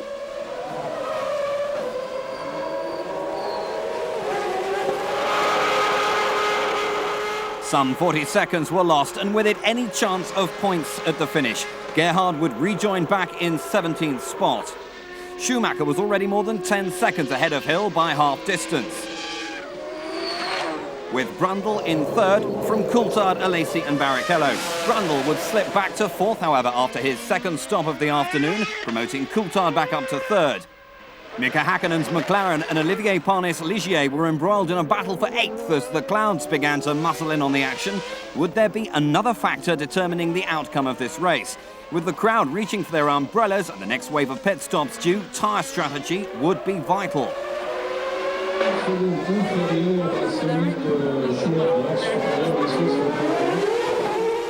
Lap 43, Hill was in and for slick tyres. Eddie Jordan was less convinced, but had other problems to contend with. 4 laps later than Hill, and despite a minor problem with one wheel, Schumacher was in and out, not just maintaining but extending his lead. Some way down the order, Gerhard Berger and Marc Blundell were enjoying a fierce tussle for 11th. Ferrari's Niki Lauda was not impressed. 5th placed Alesi was bearing down on them both, Berger moving over so as not to impede his teammate. Lap 55, Brundle stopped for the 3rd and last time, again losing 3rd to Coulthard. Alesi was now trying to lap Blundell's McLaren, the Englishman certainly proving a trying temperament as far as the Ferrari driver was concerned. Alesi was livid, and rightly so. Any hope of catching Brundle's Ligier lost. Brundle's chance was clear, less than a second behind Coulthard now, 3rd a real possibility before the checkered flag. Hill wasn't under threat from behind, but neither could he threaten Schumacher in front. The gap some 30 seconds between the Williams in 2nd and the Benetton driver cruising to his 4th win of the year. Brundle kept up the pressure on Coulthard, but ultimately had to give way to the Scotsman, forfeiting the final podium place. Schumacher now had 4 wins, 2 Hills, 2. The Williams proving reliable this time, but lacking pace in the race. Ligier, celebrating their 300th Grand Prix, had figured strongly on home soil, thanks to Martin Brundle's efforts, and despite his jump start penalty, Rubens Barrichello snatched a point in the final reckoning. In the battle for the championship, Benetton had clearly given Schumacher an advantage. Hill and Williams would have to go back home and give their performance some serious thought. I think we were just better prepared and just quicker in that race. My only real hope would have been to really stay ahead of him in the pit stops or hope that he was on a 3-stop, but there was no way I could stay with his pace today, and I have to make do with second place, and we'll have to go back and think again for Silverstone.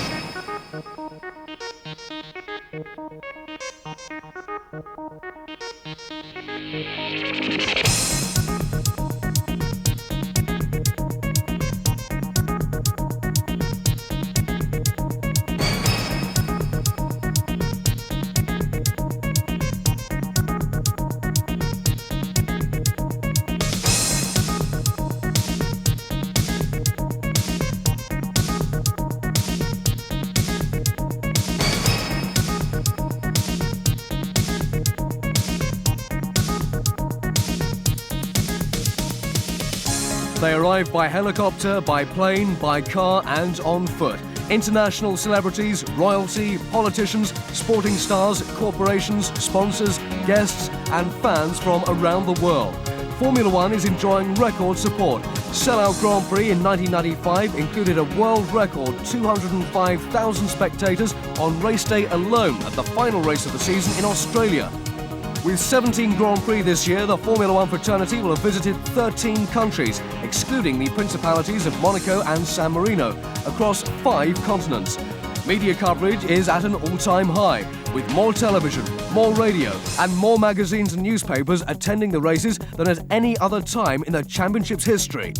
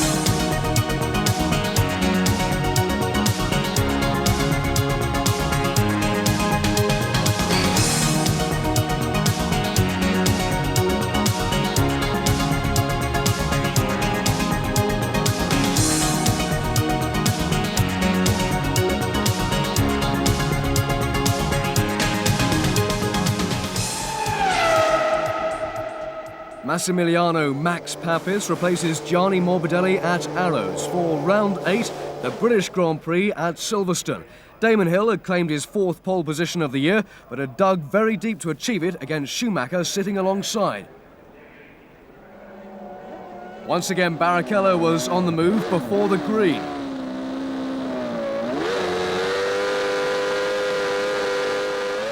At the green, Hill managed to get away first, but all eyes were looking further back to Alesi making a stormer from 6th beneath the pit wall. Barrichello narrowly avoided a sluggish teammate and a fast-starting Brundle in one go. Into Kotz, it was Hill from Alesi, Schumacher, Coulthard and Herbert. Alesi would hold up Schumacher and Briatore knew it. So at the end of lap 1, Hill was almost 2 seconds clear of the German and Alesi was in between. Coulthard still 4th, Herbert in 5th and Hakkinen 6th.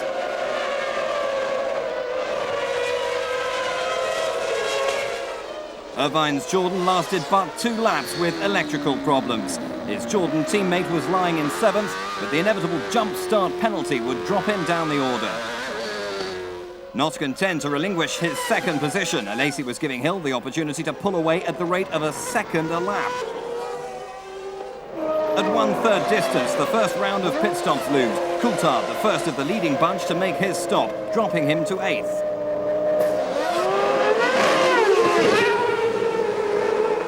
Having climbed from 11th to 7th, Martin Brundle had thrown his Ligier into the gravel. With the loss of Irvine earlier, the British contingent had shrunk by 1/3. Berger's pit stop woes were set to continue at Silverstone. Note the wheelman on the front left.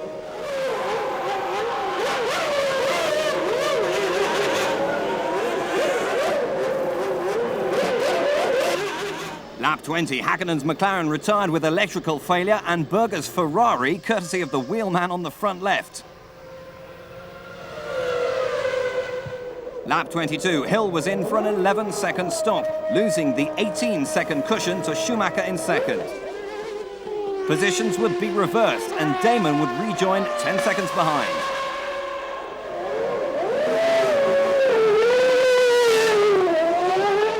Further back, Alesi and Coulthard were fighting over fourth. Coulthard seemed quicker, but the Ferrari seemed very wide. Max Papis' debut lasted until lap 28.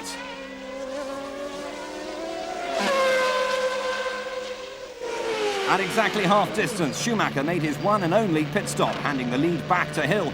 Damon was going for it, pushing hard to create the gap he would need for his second stop. Now that it was clear, Schumacher had opted for only one. Alesi was first in for the second stoppers, relinquishing fourth to Coulthard. Benetton were running different tactics for each of their cars. Herbert, like Hill and Alesi, on a two-stop strategy. He'd been lying third.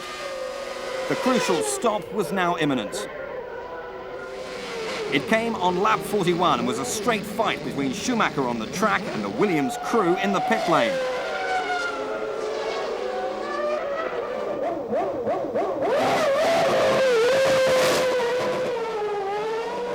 Too late. With Hill having to stick to the pit lane speed limit, Schumacher outdragged him along the start-finish straight and into the lead. We would now be set for a battle royal. Similar fuel loads, but Hill with a tyre advantage, at least for half a dozen laps or so. Hill had to make that advantage count. In 4 laps, Hill was right on the German's gearbox. Lap 46 was the chosen moment.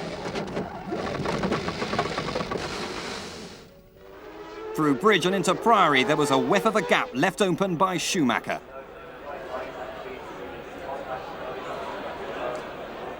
It was all over.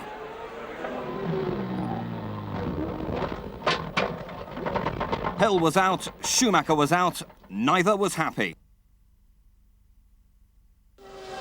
In an instant, we had a new race leader, Herbert, and in a repeat of the Schumacher-Hill battle for the lead, his Benetton was in front of a Williams, Coulthard's. But the Scot had incurred an earlier penalty for speeding in the pit lane, and he would have to come in. It didn't prevent him from attacking Herbert first, and passing.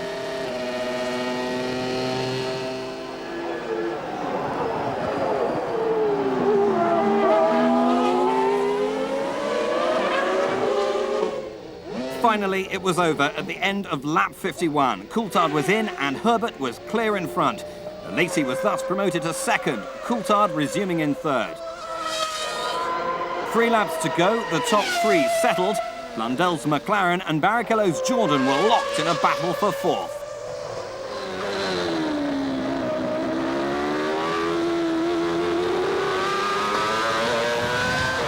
The Brazilian was climbing all over the tail of the McLaren when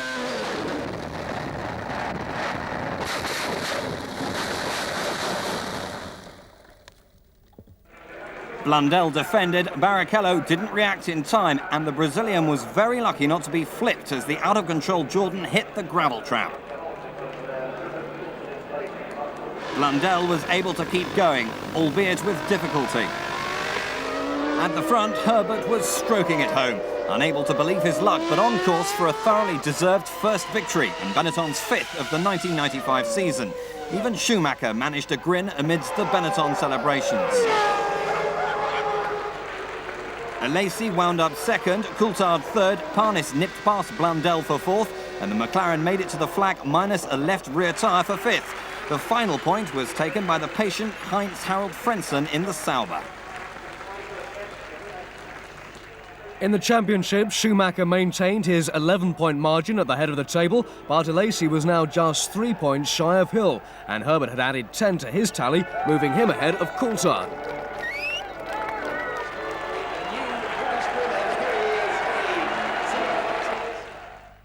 Memories of Adelaide 94 were at the top of most people's thoughts about the incident on lap 46 between Hill and Schumacher.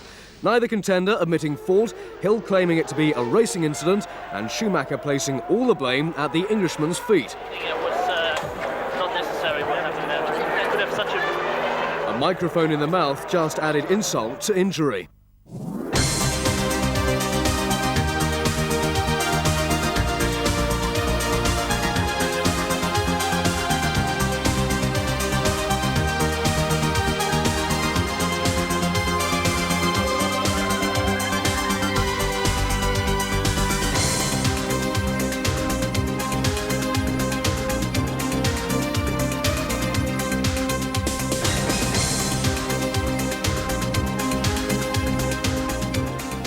In 1988, Johnny was on the crest of a wave in Formula 3000 before this horrific crash at Brands Hatch looked certain to have ended a promising career.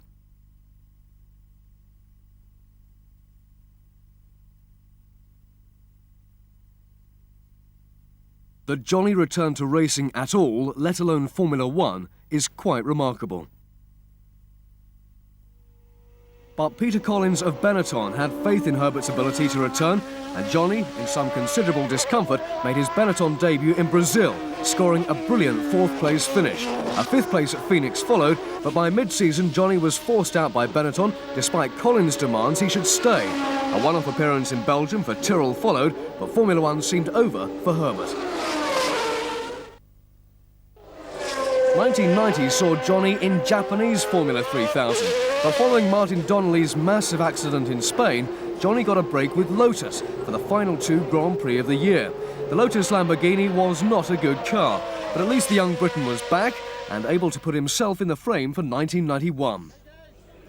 It wasn't until Canada that Herbert got his chance, but Peter Collins was now at the Lotus helm, and following the departure of Julian Bailey, Herbert was back and alongside Mika Häkkinen. Results were sparse for the underfinanced team, 7th in Belgium, the highlight for Herbert. Lotus were in no better shape the following year, again lack of finance cited as the reason, but 6th places in South Africa and France saw Johnny to 14th in the World Championship.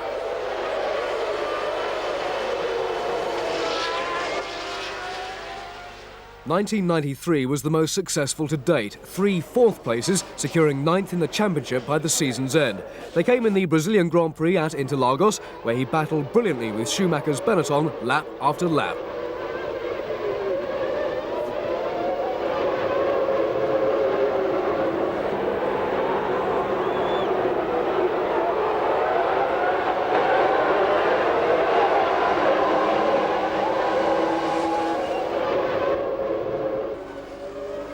At a very damp Donington Park, the host of the European Grand Prix, and also Silverstone.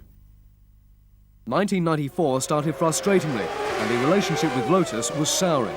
Monza provided the one and only highlight, 4th in qualifying courtesy of a revised Mugen Honda engine. Even that turned sour when Irvine took him out at the start. He then had to use the spare car with an old spec engine, retiring soon after the restart.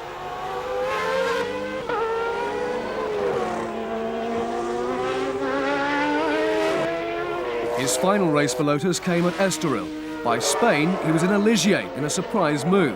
And then at the very next race in Japan, he was in a Benetton alongside Schumacher and replacing Jos Verstappen. But these last 2 races in Japan and Australia were hardly vintage performances. 1995 has seen him stay at Benetton, scoring a fine 2nd place in Spain before winning at Silverstone, but more was to come, a 2nd victory in Monza.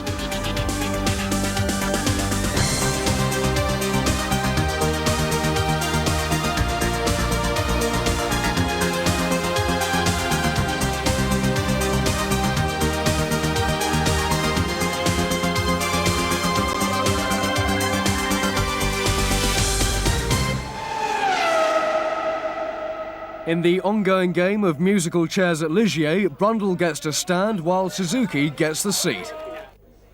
Further down the pit lane, Pacific's Bertrand Gachot makes way for someone called Giovanni Lavaggi. This stunning news in time for round 9 at Hockenheim. More than 120,000 Germans had come to see Michael Schumacher become the first German to win his home Grand Prix since the championship officially got underway in 1950. Damon Hill, on the other hand, was out to spoil the party, taking pole position by a little under 1/10 of a second. Berger was the guilty party this time, as Hill made the best start, splattering Schumacher with oil and water from the back of the Williams. Unlike last year, the field made it cleanly through turn 1, Hill already pulling clear of Schumacher. Barrichello was in fighting mood and pressed Hakkinen hard before powering past the McLaren on the long second straight. The Brazilian now in pursuit of Jordan teammate Eddie Irvine. Before the end of lap 1, Barrichello had done it. Berger was 4th, Coulthard 3rd, Schumacher 2nd, and Hill leading by a little over a second. Then, disaster. For the patriotic crowd, it was heaven sent. Schumacher had been gifted the lead and his prime challenger was out of the race. For Hill, it was devastating and he was lucky to escape unhurt. Frank Williams' emotions hidden deep within. With Schumacher now in the lead, Coulthard was elevated to 2nd, Berger 3rd, Barrichello 4th, Hakkinen was up to 5th, ahead of Irvine 6th.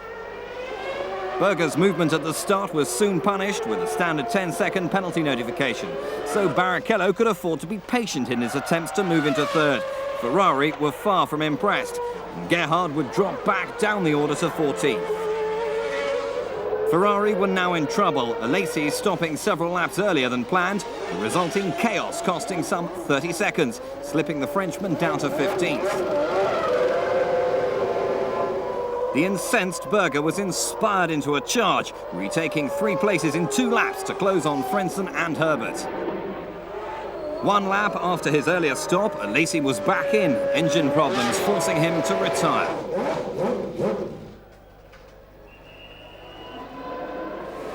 Parnis Ligier was the next to hit trouble, overheating his clutch after the first stop.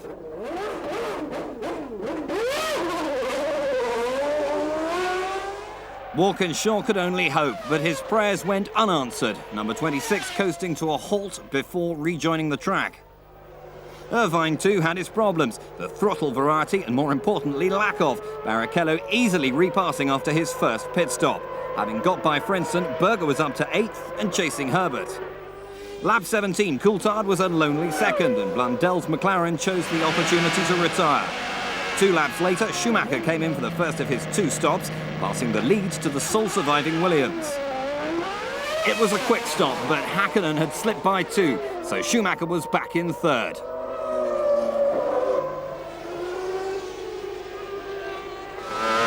Barrichello was next, 4th, but not for the first time this season. His Peugeot V10 had enough.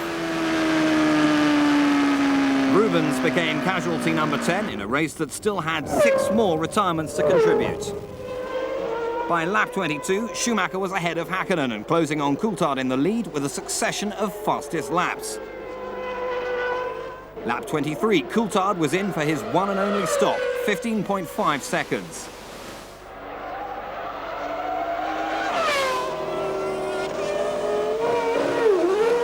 Schumacher thus assumed a lead of some 20 seconds, but still had a second stop to make. Berger was in too, having by now climbed back up the order to 4th place, and Herbert followed, but unlike Berger, lost position to Frentzen. Suzuki, meanwhile, was having fun down in 8th. After 3 laps behind Frentzen Sauber, Herbert took back his 4th place. The Sauber wouldn't last much longer though, and on lap 32 retired with engine problems. A lap later, Hakkinen joined him, a similar problem affecting his Mercedes. Berger thus inherited 3rd, before Schumacher's 2nd and final stop came with just 10 laps to go. Coulthard was closing all the time and the Benetton pit crew were under pressure.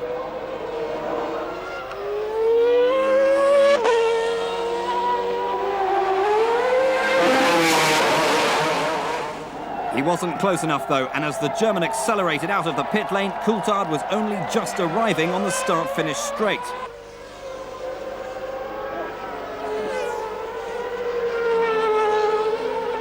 With 8 laps remaining, Schumacher's lead was nearly 9 seconds, and Coulthard appeared unable or unwilling to chase.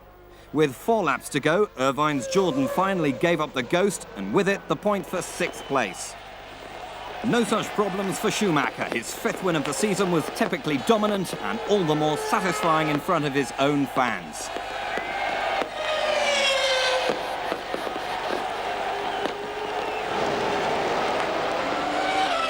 Coulthard was second, Berger third and Herbert fourth. A lap down, Bouillon managed fifth and Suzuki sixth before the musical Ligier seat got a little too hot.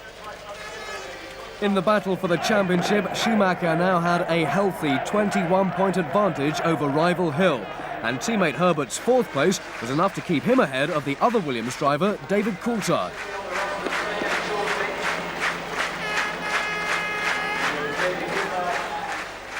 Understandably, Schumacher was pretty pleased with himself afterwards. I have said that I won last year the championship, which is certainly fantastic to be the first German world champion, but to win the first German race here in Hockenheim in front of such a crowd is just unbelievable. And I said already that this is going to be more worth for me than to win another championship this year. I mean, the championship is fantastic, but to win a race in front of your home crowd, it's something unbelievable, and I'm going to enjoy this for a long, long time now. The German might also enjoy Hill's demise for some time too. Damon was devastated by his off and at a loss to know what had happened. I was pushing hard, trying to pull out an advantage, but I must say I've been around that corner enough times this weekend to know whether I'm within the limit of it or not. And you know, I just gutted completely. The first time I see the English have the heart. Because I see my mechanic cry, honestly. I can imagine. I mean, the first time I cry in the podium, the first time in my life. In Spa, I never cry. Today was the day. And my mechanic arrived in the garage, everybody crying. For Schumi's fans, it was the perfect day.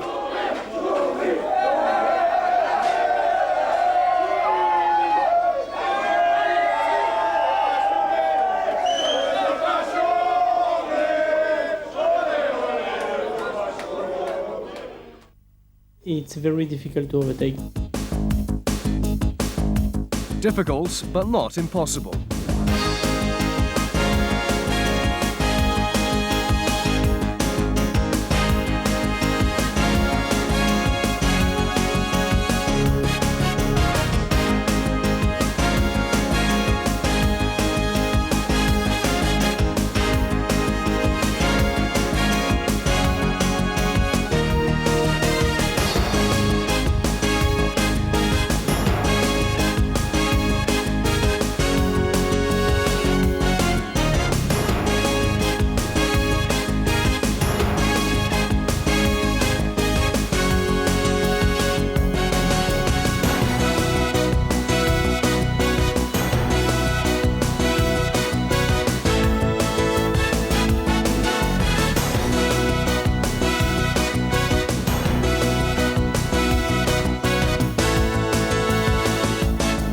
Following the incident at Silverstone, Michael Schumacher and Damon Hill both expressed their views about the difficulties of overtaking.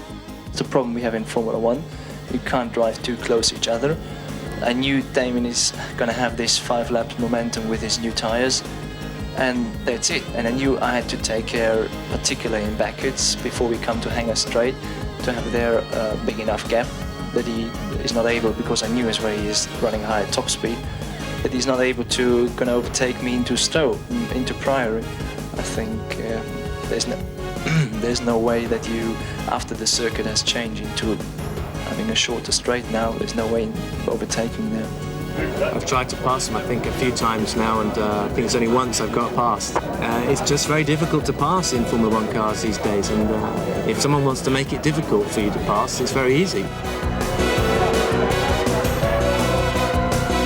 But there are ways, as Michael explains. If you have a driver who is over-optimistic, already in karting I have done this, I left him in through the inside and then I passed him again. So there are ways around this if you have a driver. As well, when you want to pass a driver and you're inside and he just closes the door like stupid, then there are ways to react more clever than your competitor.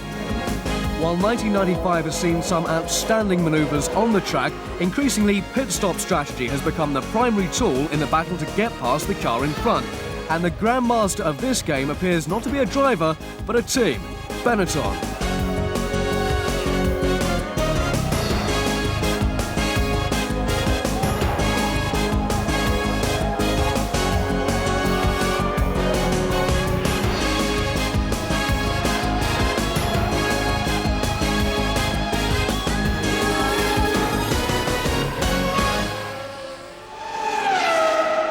Aguri Suzuki is not a happy man. After all the fun at Hockenheim, Brundle gets the Ligier hot seat back for Hungary.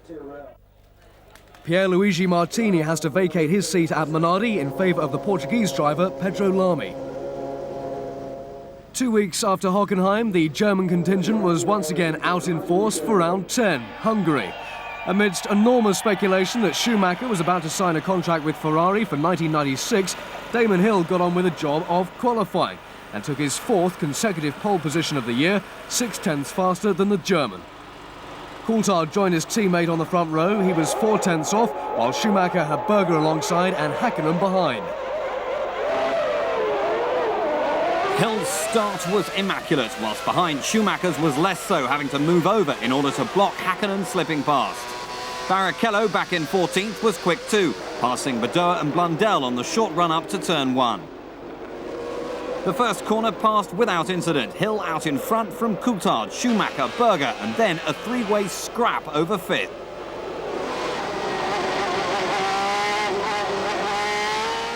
At the end of lap 1, Hill had put over a second between himself and Coulthard, with Schumacher nearly 3 down in 3rd, Berger 4th, Häkkinen 5th and Brundle 6th. Alesi's Ferrari maintaining a watching brief in 7th. There was panic in the Ferrari pit, however, a faulty air rig needing urgent attention before either car could be allowed to come in for tyres. Berger's 4th position looked more secure at the start of lap 4 when Häkkinen became the first retiree, his Mercedes blowing unceremoniously on the start-finish straight. Schumacher was still trapped behind Coulthard, unable to find a way past the Scotsman. He was losing valuable time to Hill. With Ferrari nearly sorted in the pit lane, Coulthard made an error into the chicane on lap 13. Running wide onto the dirt, he couldn't recover before Schumacher grasped the opportunity and was through on the way into the next left-hander.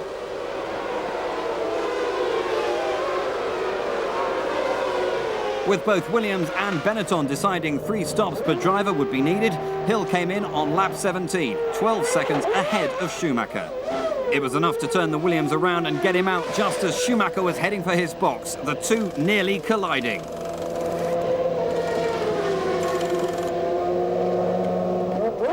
With Schumacher back on his way, the Benetton crew discovered a problem with the fuel rig and the German hadn't taken on enough fuel. He would have to stop again sooner than originally planned. Just 9 laps later, he was back in. With Coulthard coming up to the start-finish straight, it would be touch and go as to whether Schumacher could hang on to second. He made it. Just.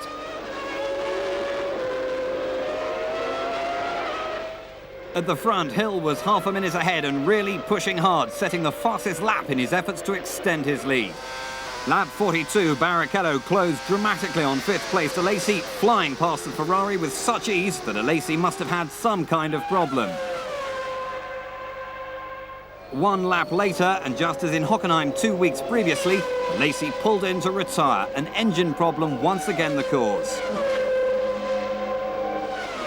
Hill had made his second stop on lap 38, and Schumacher was now less than a second behind, piling on the pressure. A slight error on lap 47, nearly costing the Englishman the lead. Lap 48, Schumacher was back in the pits for his 3rd and final stop. Berger's Ferrari was in 2, as was Barrichello's Jordan, the Brazilian maintaining the advantage thanks to the Jordan crew. Katayama had departed the fray on lap 46, the Japanese enduring a long walk back to the Tyrrell motorhome. Blundell was closer to home on lap 54, another engine, and Irvine's clutch lasted up until lap 70. Incredibly, it was Schumacher's turn next. Fuel pump failure leading to his first mechanical retirement of the 1995 season. Hill could now relax with a comfortable advantage on Coulthard, himself nearly a lap ahead of Barrichello in 3rd.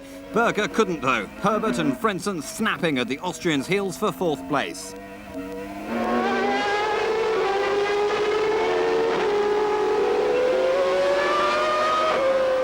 With 1 lap remaining, Williams looked set for their first 1-2 since Portugal 1994, and Damon for his first win since the San Marino Grand Prix 4.5 months earlier. It duly came at the end of lap 77. Barrichello was en route for third when suddenly he slowed in sight of the finish, instantly promoting the Berger Herbert Frentzen scrap to a fight for the final podium position. The Brazilian was distraught, Parnis pipping him to even 6th spot. But it was Hill's day, winning his 12th Grand Prix on the circuit where he scored his first ever win just 2 years previously. He'd started at the front, stayed in front and set the fastest lap in the process.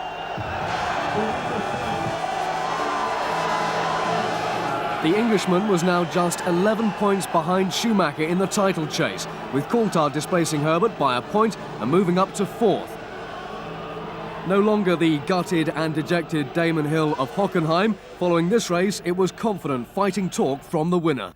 When you bust the gut for 77 laps, and then you're pretty puffed out and you get on the rostrum, but when they're cheering like that, it's fantastic. It really is.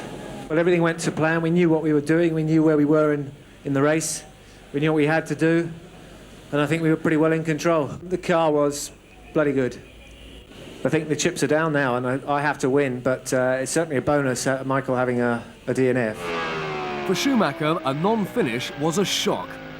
He had been confident of at least 2nd place, even with the refuelling problems encountered at his first stop. There was a problem with the machine, which made us a big problem then for the rest of the stops. We had to put in a lot more fuel, plus we had to run a lot longer with the tyres, which I would say us. But nevertheless, I think it would have been okay to run in 2nd. We gave them a hard time, the hardest we could, but then it was a bit unfortunate to stop just 5 laps or 4 laps to the end. I think we had him beaten even if he'd carried on going.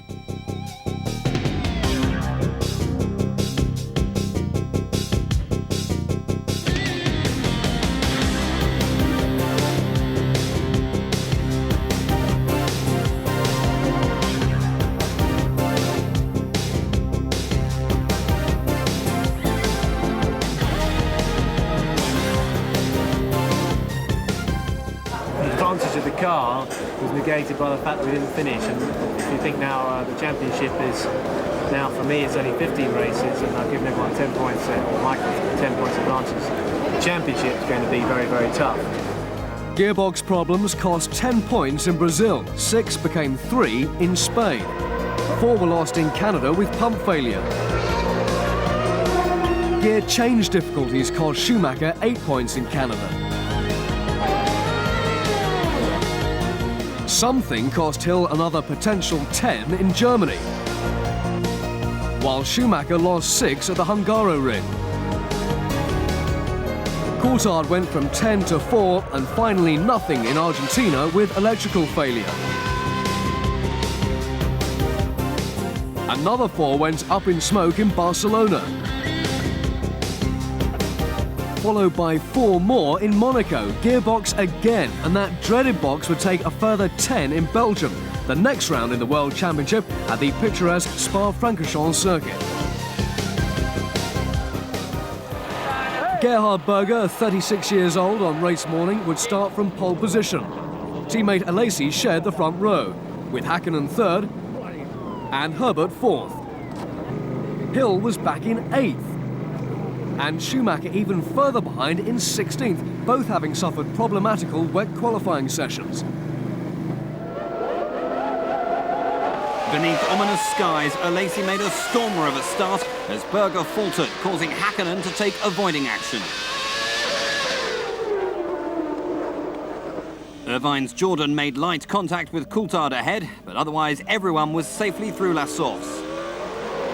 Alesi was in front and, despite Herbert's aggressive intent, led the way through Eau Rouge.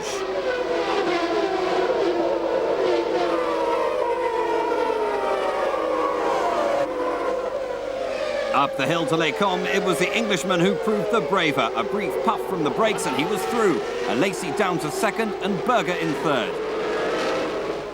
With 1 lap completed, the top 3 were unchanged. Hakkinen was 4th, Coulthard 5th and Hill up to 6th. Leaving La Source, Hakkinen lost the rear end, out after just 1 lap.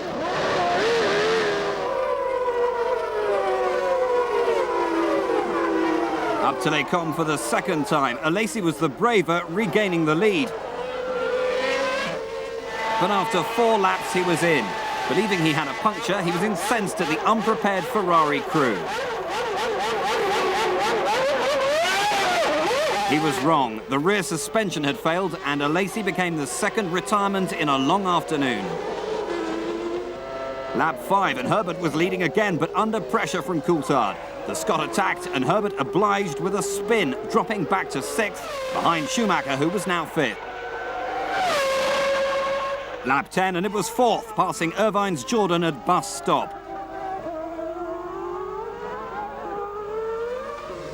Lap 13, Coulthard rolled to a halt, gearbox failure depriving him of a potential win. Hill thus assumed the lead, Berger 2nd and Schumacher 3rd.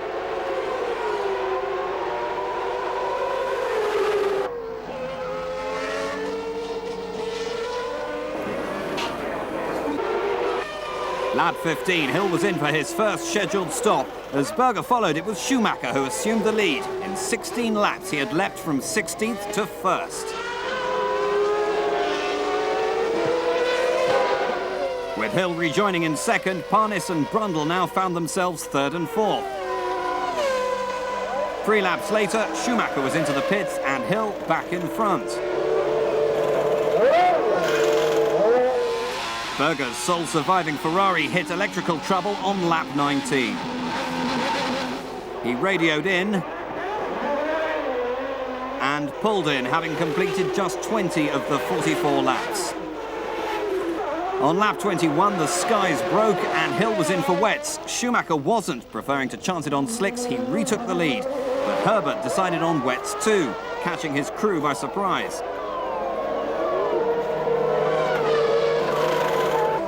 For Irvine and Jordan, there were more serious problems. The dreaded threat of a refuelling fire had reared its head. Fortunately, no one was injured.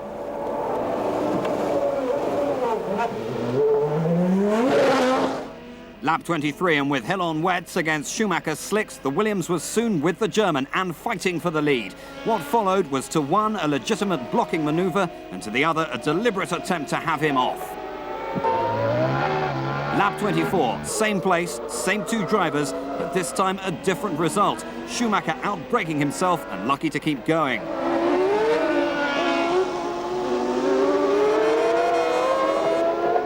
Lap 25 and Hill slid wide, Schumacher retaking the lead.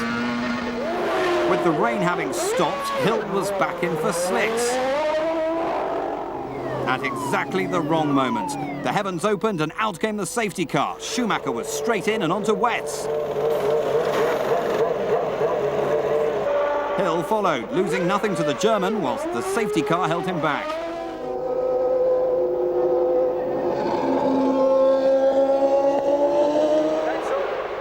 But... How long have we got? 3 laps? Yeah, 3 laps, yeah. Unless we get him in as soon as we can. How the hell was this? I don't know. Damon had just edged past the limit on that last stop. Brundle was now 2nd, 15 seconds ahead of Hill. Blundell and Frentzen were fighting over 4th, the battle determined in the Germans' favour with 4 laps to go. For Peter Sauber, it was his team's best performance so far this year. With just 1 lap to go, Hill was right with Brundle approaching La Source hairpin. It was tight. It was tense.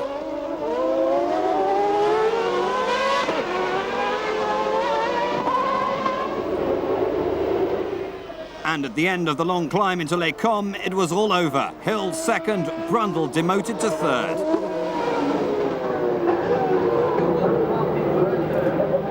Schumacher cruised across the line to score his 16th career win, where 4 years previously he'd scored his first. With Hill in 2nd and Brundle in 3rd, Frentzen, Blundell and Barrichello were left to sweep up the remaining championship points. Schumacher had extended his lead at the head of the championship table by 4 points, and with Alesi, Coulthard, Herbert and Berger all failing to score, the principal championship rivals had furthered the gap to the rest. After the race, attention focused on the incident on lap 23, the 2 rivals unsurprisingly differing in their views. I knew it's going to dry out. I knew he had this momentum where he might be quicker, and I think we had a pretty tight run. I certainly was defending the position, and it got very tight. But I think we done it in situation where it was quite easy. We didn't do it in high-speed corners, and in slow-speed corners, nothing can really happen if you drive that close. And I just took that risk. Yeah, that's all fair. It's all well and good if it's accidental, but if it's meant on purpose, then I'd be pretty upset. And you know, I think it's all very well to have a close race, and I enjoyed it. Everyone enjoyed watching it, but you know, these are Formula 1 cars, they're not go-karts, as I've heard someone say once before. And but congratulations to him for coming from 16th to win the race. You must try go-karts. They're good. Yeah. Well, they're not go-karts, as I said. Now a chance to see exactly what went wrong for Eddie Irvine.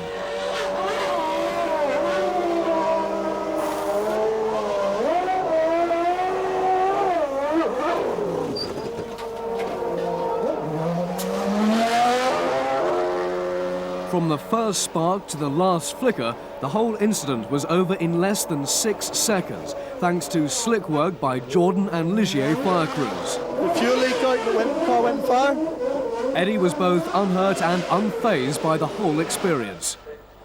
Round 12 and Monza, no Ferraris on the front row for the home crowd, David Coulthard having dominated qualifying, taking pole position by nearly 6/10 from Schumacher. First Ferrari was Berger on row 2, joined by Hill 4th and Alesi 5th, as the car set off on the formation lap and drama. Coulthard spinning off on the exit of Ascari. Later, he would blame oil on the track as the cause, but in any event, he was now out of the race.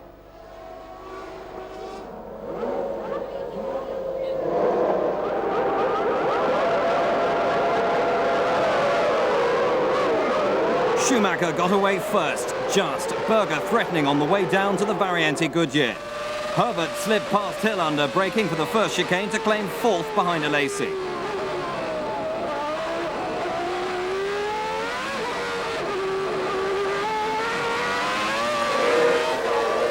Heading towards Parabolica, the order had settled to Schumacher first, Berger second, Alesi third, Herbert 4th, Hill 5th and Hakkinen 6th. Further back, a spin from Papis triggered a pile-up. Bouillon was out, Moreno was out, and Montemini too. Red flag. With less than a lap completed, a new race was declared. Coulthard couldn't believe his luck. Not only could he now start the race, but from his pole position too. Moreno and Montemini would take no further part, however. Start 2. Coulthard got a flyer. Berger was quick off the mark again, this time taking Schumacher under braking for Variante Goodyear. Not elegant, but no less effective.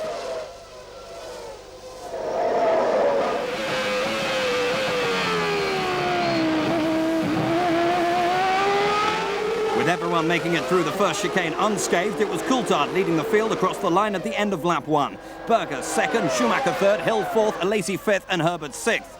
After 10 laps, Brundle's Ligier was out, a slow puncture developing into something much worse. Lap 14, more drama for Coulthard.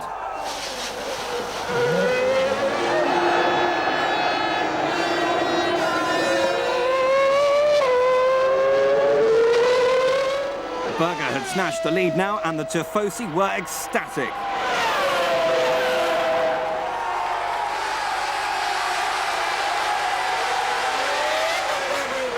Coulthard made it back to the pits, but retirement was instant. A failed front wheel bearing, the cause of the earlier spin. Lap 24, Schumacher second, Hill third, Taki Inui in the way. Bang! For the second time this year, the pair are off and the controversy immense. Schumacher straight over to Hill to vent his anger. For Berger, the pressure was off in an instant, but he still pressed hard.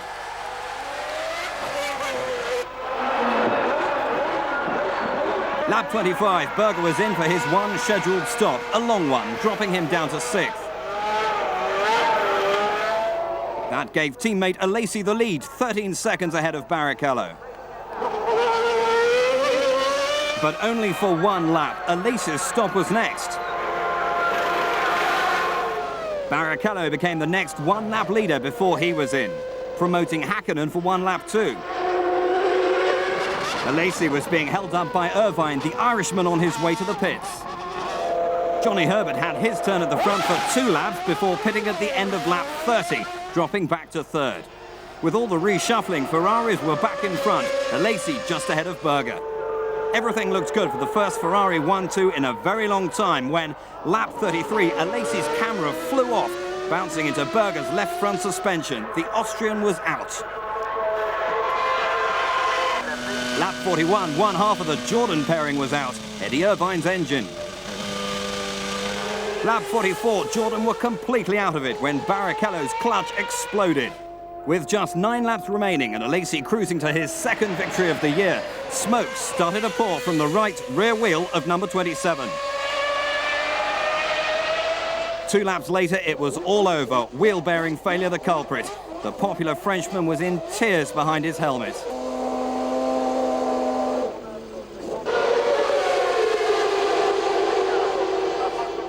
Johnny Herbert was now the new race leader with a margin of some 18 seconds over 2nd place Mika Hakkinen. The Frentzen Sauber elevated to 3rd.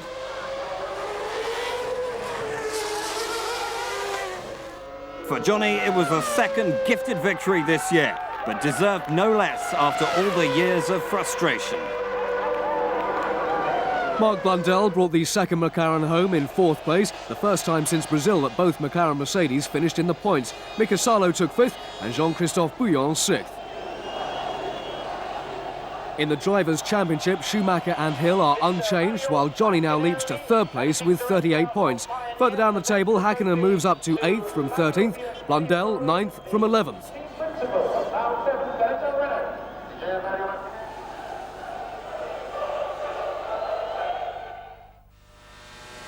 Schumacher and Hill were at the centre of controversy once again. Here we can see how first Hill and then Schumacher saw the incident. Unfortunately, we can't tell you what was said here. It was Taki Inui who they were both lapping at the time. Here he guides us through the memorable moments of his first full season in Formula One.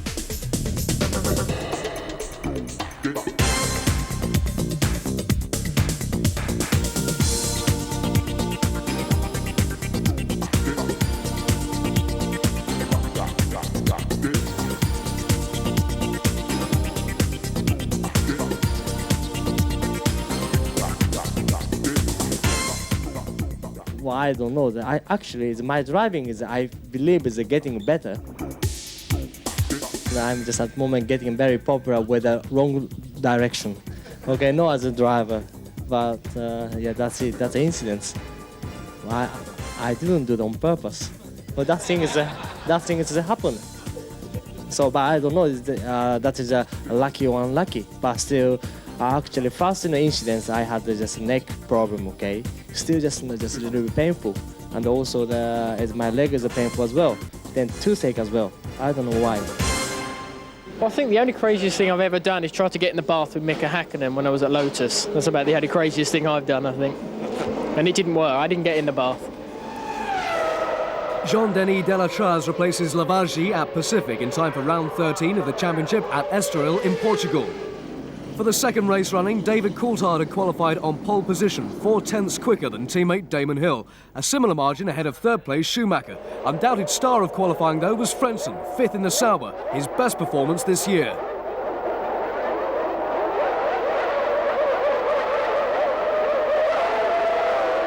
David Coulthard made a perfect getaway, ahead of Hill, Schumacher, Berger and Frentzen.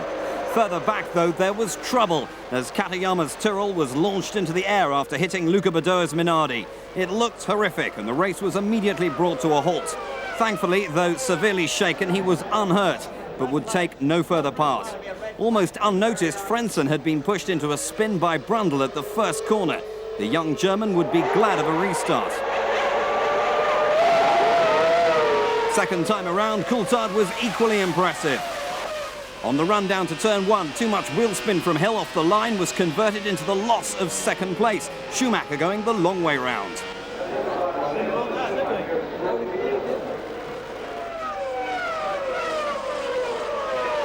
Coulthard had the wick fully turned up at the end of lap 1 and was more than a second ahead of Schumacher, with Hill 3rd, Berger 4th, Herbert 5th and Alesi 6th.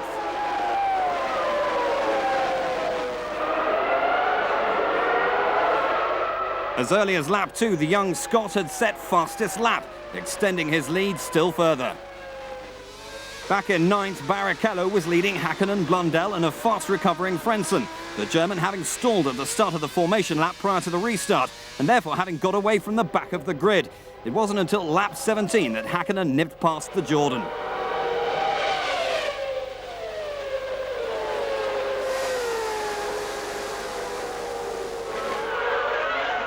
Lap 18, Schumacher came in and was followed immediately by Hill.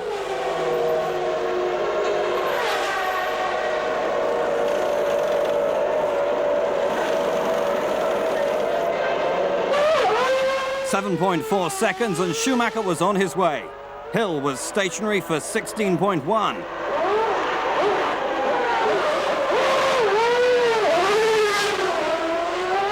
Next time around, it was Coulthard's turn, 10.1 seconds. He retained his lead.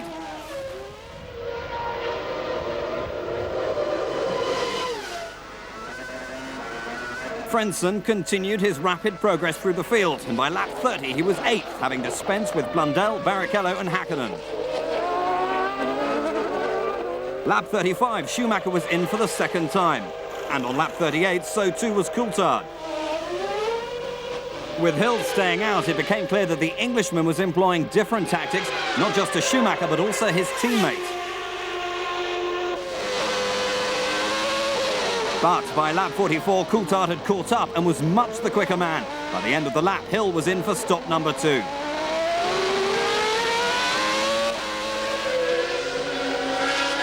Häkkinen's Mercedes chose the moment to call it a day. Lap 54, Coulthard and Schumacher stopped for the last time. Coulthard retaining his lead, Schumacher slipping behind Hill. In 7 laps, the German had caught Hill's Williams.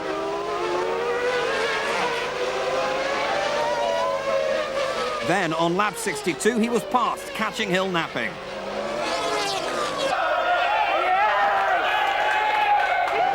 Some 10 seconds in front, Coulthard was heading for victory, his first.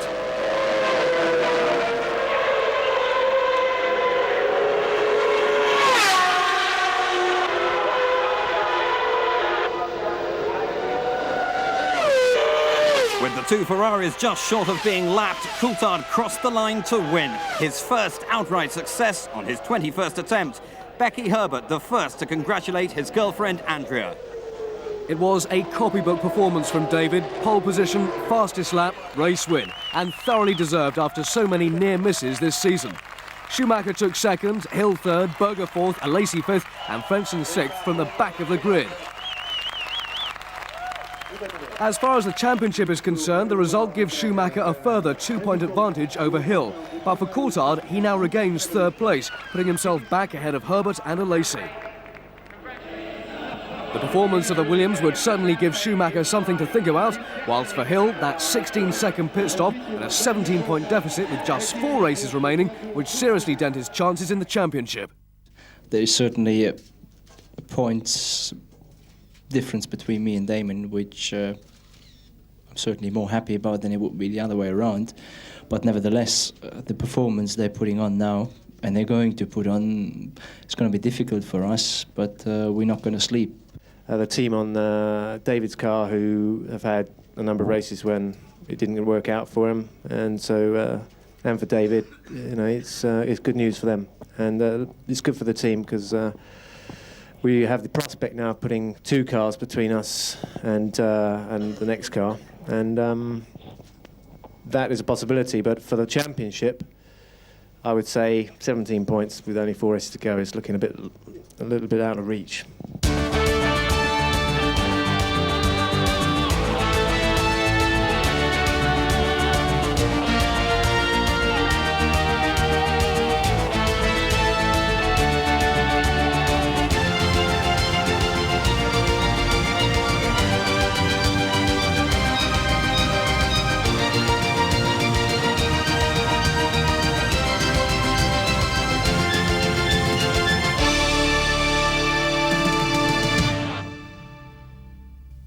David's Formula One debut came at the Spanish Grand Prix in 1994, following the tragic loss of Ayrton Senna. He was destined to retire from that first Grand Prix with electrical problems, but 5th in Canada, 5th in Britain and 4th in Belgium followed. At Monza, he was lying a fine second behind teammate Damon Hill until, with less than a lap to go, he mysteriously ran out of fuel and dropped to 6th.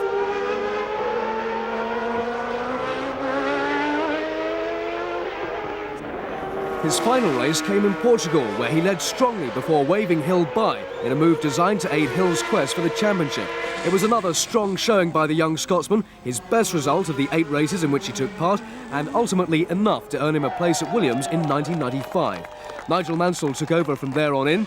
All David could do was watch and wait.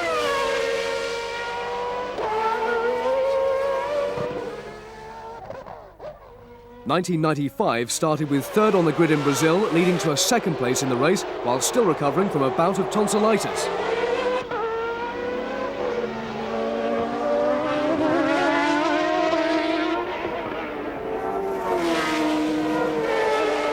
His first ever Formula One pole position came in round 2, Argentina, and after a great start, he led the race easily,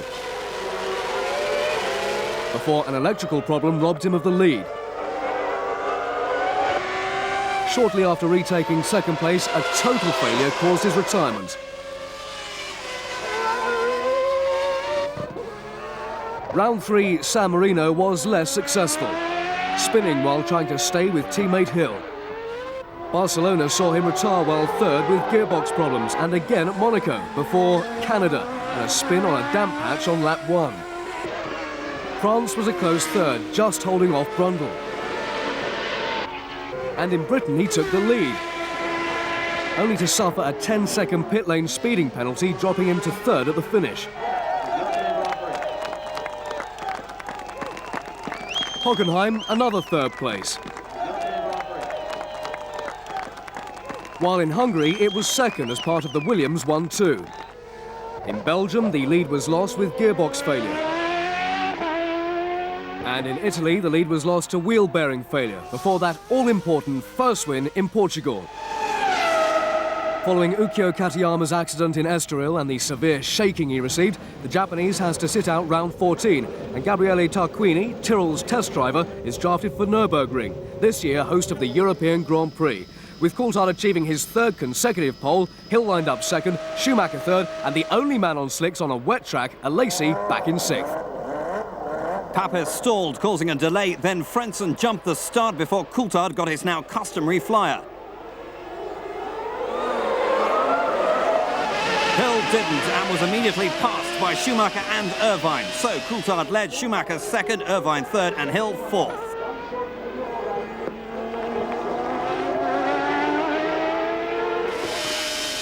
Hill was quick to make amends, passing Irvine halfway around lap 1.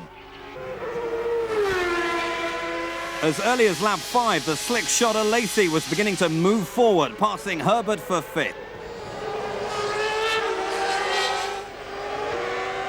Frentzen had taken off like one at the start. The penalty was inevitable. Hill was quickly onto Schumacher's tail and climbing all over the Benetton, the German pulling every trick to stay in front.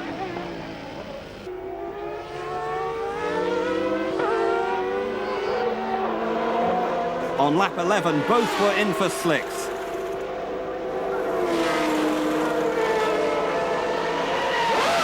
Schumacher was on his way in a record time. The Williams stationary for a further 3 seconds. Lap 12 and Coulthard, race leader, was in. Alesi's gamble had paid off. Number 27 running P1.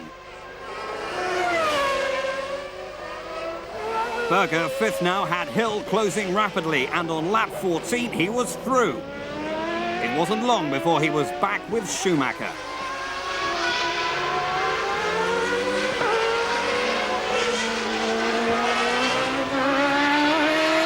Lap 16 and Hill was past, Schumacher forcing him to the outside.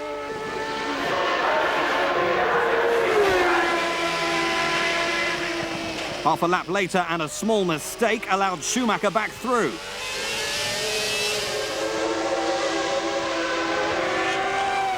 Still, the battle raged. Hill pushing, Schumacher defending.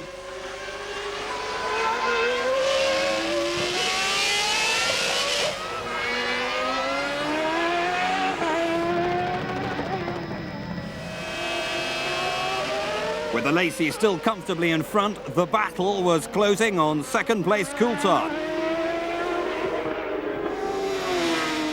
The Scot about to lap Hakkinen hesitated. Schumacher was through and Hill balked.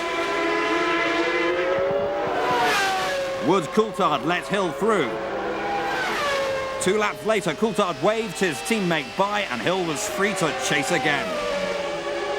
Alesi, leading by some 30 seconds, was struggling with traffic. First Herbert and Barrichello, then Irvine.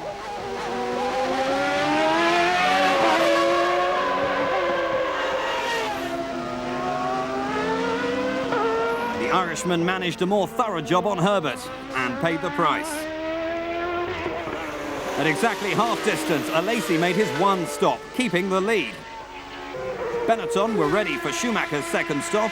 The German pitting as Alesi was leaving. He would rejoin 4th. Lap 40, Hill was now right with Alesi and about to lap Tarquini. It seemed that the Englishman had blown it. Berger was in for his second stop on the same lap but wouldn't return. Gearbox to blame. For Hill, the new nose would cost him dear, dropping back to 4th. With 15 laps to go, Schumacher pitted for the 3rd and last time. He rejoined 2nd. Alesi still in front by 22 seconds. 20 seconds further back, Hill was closing on Coulthard in 3rd. Schumacher was gaining on Alesi at a rate of 2 seconds per lap. Hill was just 3 behind Coulthard. Lap 59.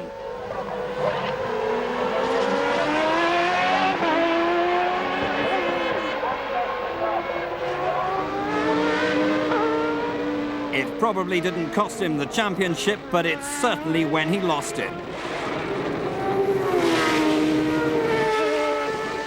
With 6 laps to go, Alesi ran wide at the chicane, which ironically Schumacher had helped design. Cost 5 seconds.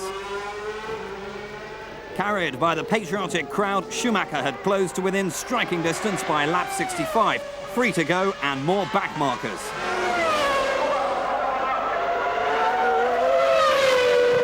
On seriously worn tyres, Alesi tried everything to hang on to the lead.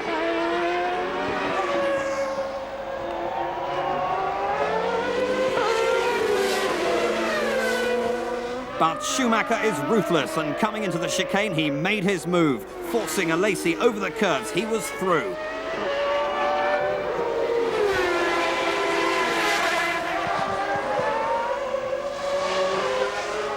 A replay shows just how close they both were to coming off. Wheels interlocked, they had touched. The German's 17th Grand Prix victory, and probably his greatest so far. The 2nd consecutive title virtually in the bag.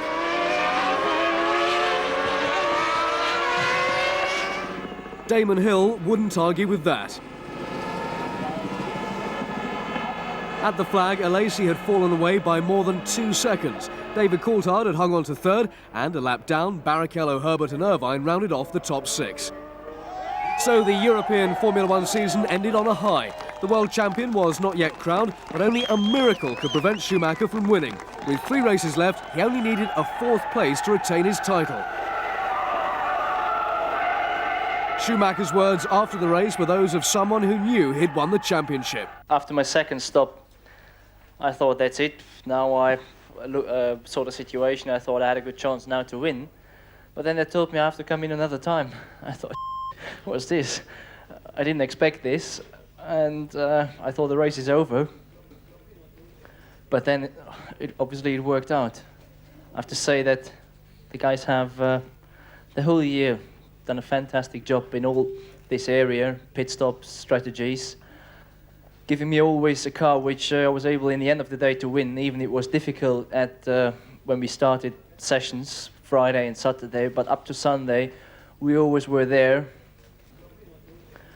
And I thought as well that being able to win in Hockenheim, I used up my luck. But I didn't use up all of this. I was able to win here in front of a home crowd, which was unbelievable. When I saw Damon gone off, I thought either to stay in second position, drive home 6 points, or go and fight for the first place, which was quite far away at this moment. But then when I saw all this support and the fans, I thought I must win. I must do everything to win this race. So I did, it worked out. But I have to say a big reason and a big thanks to my supporters. They have been here under difficult circumstances, I mean weather and everything. It's fantastic to see I have such fantastic supporters.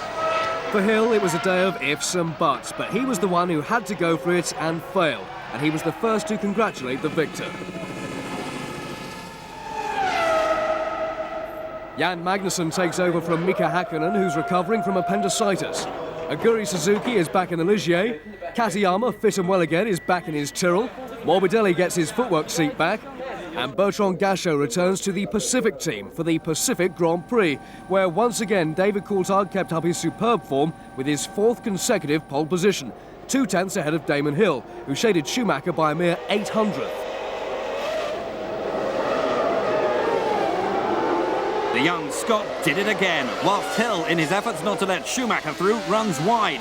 The 2 Ferraris sneaking past on the other side before he recovers to limit the damage to just a Lacey.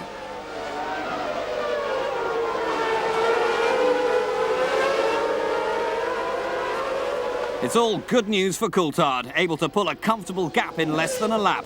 The Lacey slowing Hill and Berger holding Schumacher.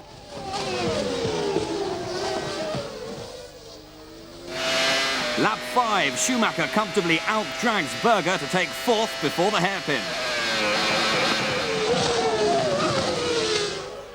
3 laps later, he's with Hill and immediately launches an attack on 3rd place.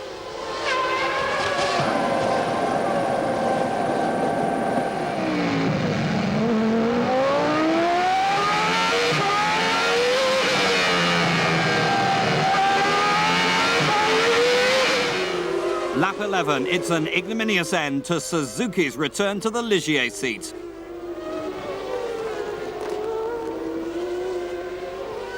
Rubens Barrichello is having difficulty with new boy Jan Magnussen. The fight for 10th place would last 20 laps.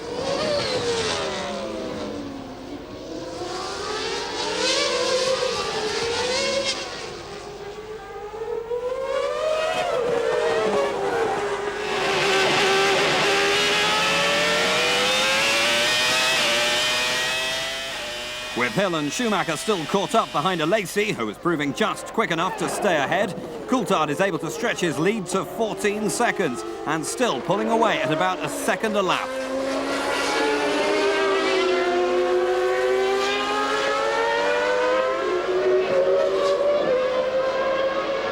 Lap 18, Alesi, Hill and Schumacher all choose to make their first scheduled fuel tire stops.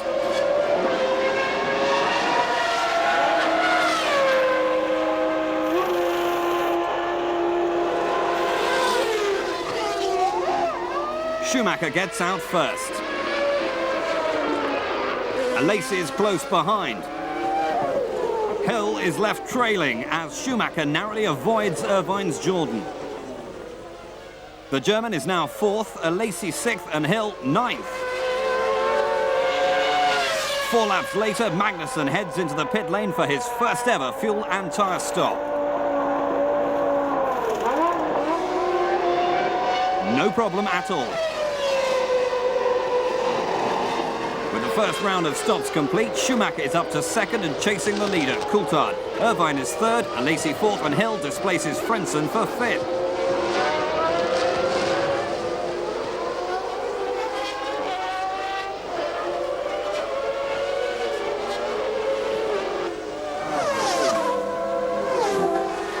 Next lap, same corner, Alesi pushes past Irvine to take 3rd. Hill follows, but it doesn't come off. Much worse, the front wing is damaged.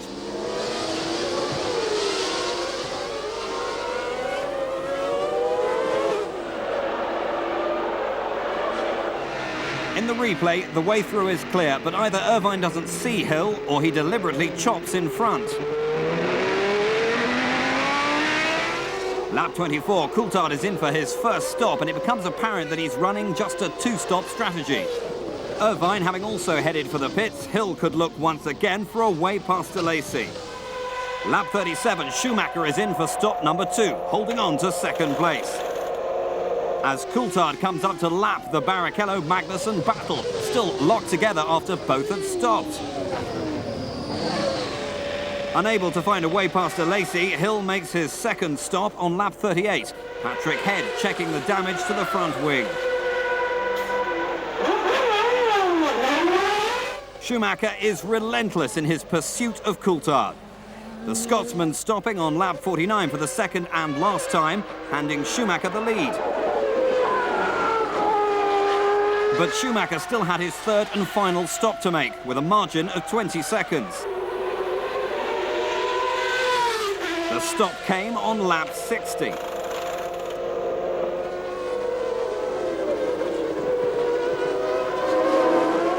As Coulthard rounded the final turn onto the start-finish straight, the Benetton was already on its way. Schumacher had the lead and the fresher tyres. Coulthard would have to settle for second. Victory was secure both in the race and the championship. After a long, hard season, the Benetton crew could finally celebrate. With 15 seconds the gap at the finish, Schumacher had won the championship his way, emphatically and with a win. It brings the champions' total to 18 wins from 67 starts, better than a 1 in 4 ratio. With Coulthard taking second, Hill finished third, Berger fourth, Alesi fifth and Herbert sixth. The Pacific Grand Prix claimed only 7 cars, including both footworks and, ironically, both the Pacifics. But the day belonged to Schumacher, the youngest ever double champion. But the Constructors' Championship wasn't over yet.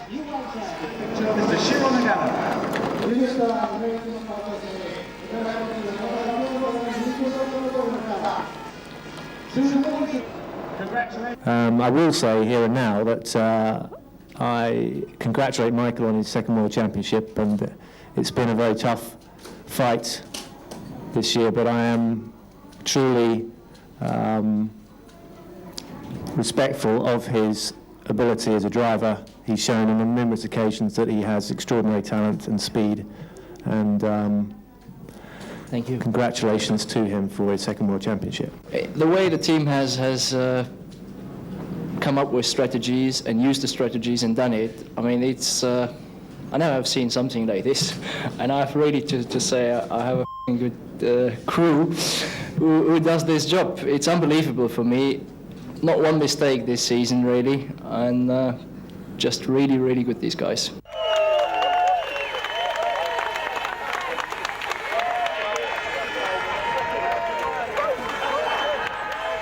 The champion hasn't only been soaked in champagne this season.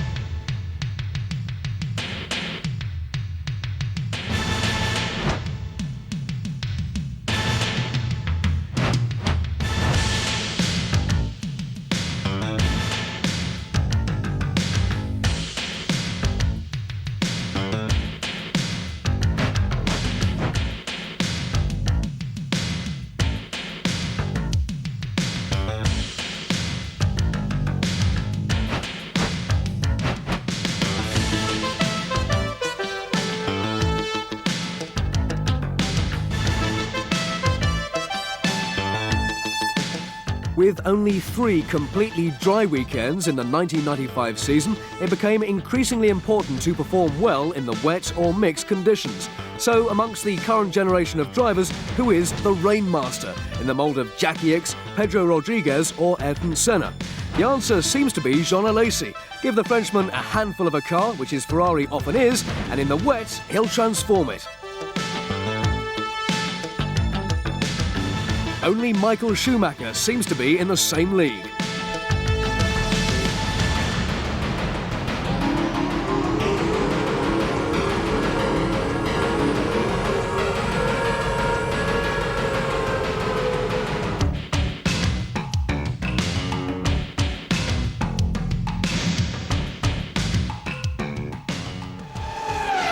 Carl Wendlinger gets another chance at Sauber in preference to Jean-Christophe Bouillon, and Mika Hakkinen, minus his appendix, returns to McLaren for the penultimate round of the championship, the Japanese Grand Prix at Suzuka. Coulthard wasn't on pole this time. He was languishing down in 6th, more than a second slower than fastest man Schumacher. Alesi shared the front row and crept forward before the green. When the lights did change, the champion was first away on the wet track, with Alesi, Hakkinen, Hill and Coulthard emerging from the spray behind.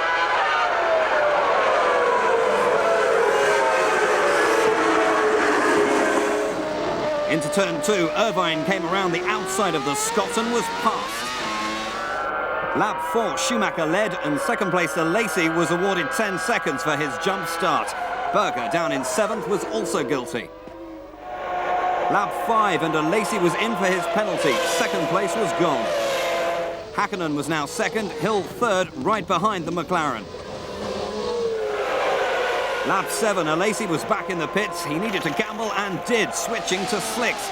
It dropped him back to 15th, but Alesi was on a charge. Out of the chicane, he was all over Lamis Minardi and went to pass the Portuguese on the outside.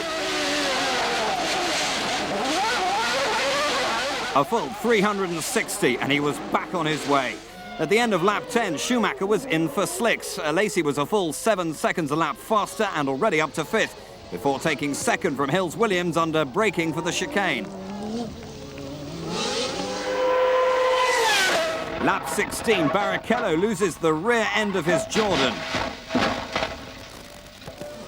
In replay, he was lucky not to take out teammate Irvine.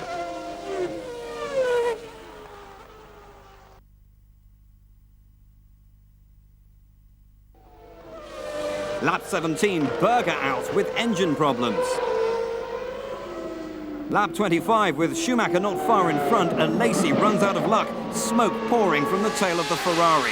After such a brilliant display, Alesi was now out. A drive shaft bearing had failed. Lap 31, Schumacher was in for his second stop. Hill assuming the lead.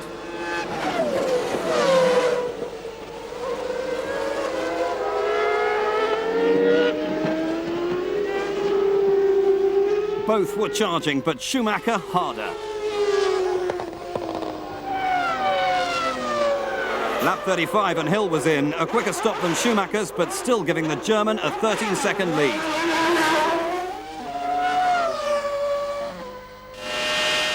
Lap 37. Hill was off at the Spoon curve, the Williams indulging in a little rallycross and managing to continue, but he would have to come in for a new nose. Lap 40. Same corner, second Williams. Like Hill before, Coulthard would keep it going.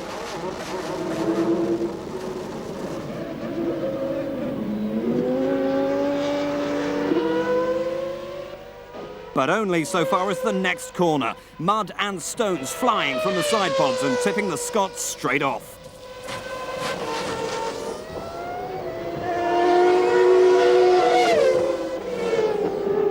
Just moments later, Hill was off at Spoon curve again, this time for good. Not a good day for Williams, the team totally bemused by what had happened. For Benetton, it was a celebration. They now couldn't be caught in the battle for the Constructors' Championship. Mika Hakkinen had stayed on and was now second, behind Schumacher, a comfortable 20 seconds ahead. It was plain sailing for the German, who took his 9th win of the season. In Aida, he'd taken the Drivers' Championship for himself. In Suzuka, he took the Constructors' Championship for his team. McLaren were jubilant with Hakkinen second, and Herbert rounded out Benetton's day with a solid third. Irvine's Jordan took 4th, Panis Ligier 5th and Sarlo's Tyrrell 6th. A jubilant Flavio Briatore had been handed his and Benetton's first Constructors' win. Williams reeling back in second. Mika Hakkinen and McLaren Mercedes were back, having qualified third. Second in the race was no fluke.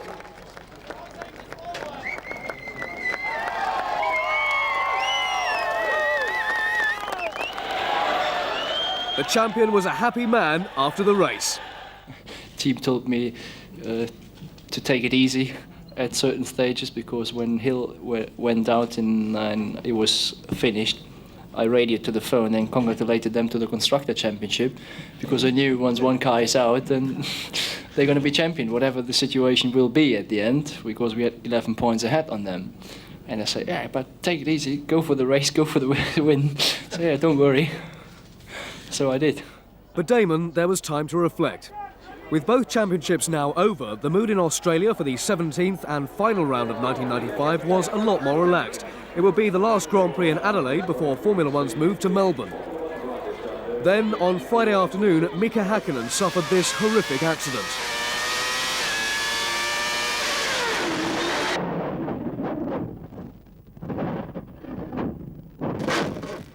Mika is expected to make a full recovery. Damon Hill had claimed his first pole since Hungary, with Coulthard alongside and Schumacher right behind. 205,000 fans were there to watch. At the green, both Williams got a flyer this time. Coulthard matching Hill all the way before slipping by into turn 1. With the Ferraris 3rd and 4th, Schumacher was back in 5th, just ahead of Frentzen.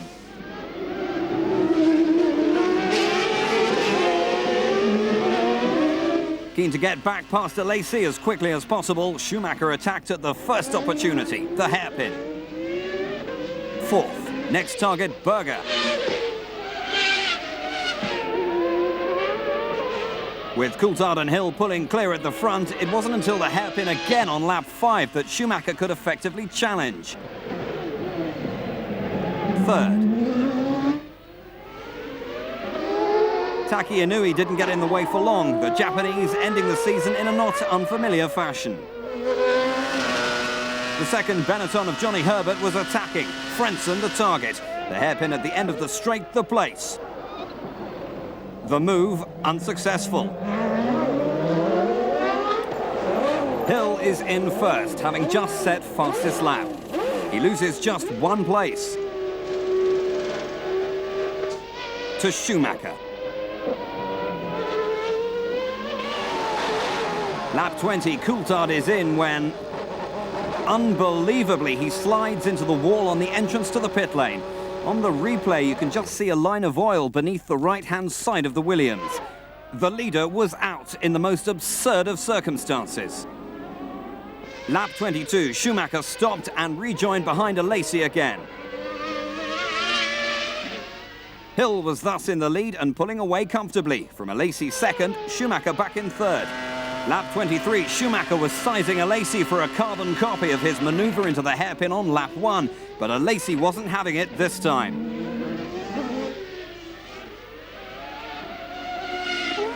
With bits of Ferrari flying, Alesi headed straight for the pits with caution.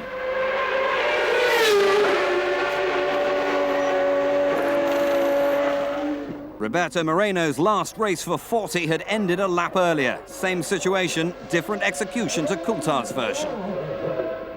Lap 24, Schumacher was in, the incident with Alesi having done more harm than first realised. For Alesi, though, it was over. 1 lap later, the German was back in the pits and out of the race. Benetton hopes now rested with Herbert, but he too had difficulty with the pit entrance. For Hill, no such worries, and a 50-second lead over Berger, who now found himself 2nd. At least until lap 35, when the Ferrari expired.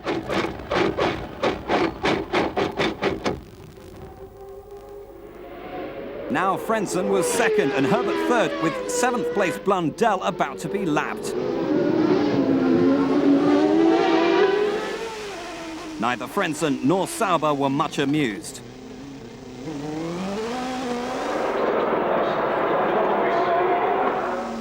For Heinz Harald, it would soon be over. Lap 40 and retirement with a broken gearbox.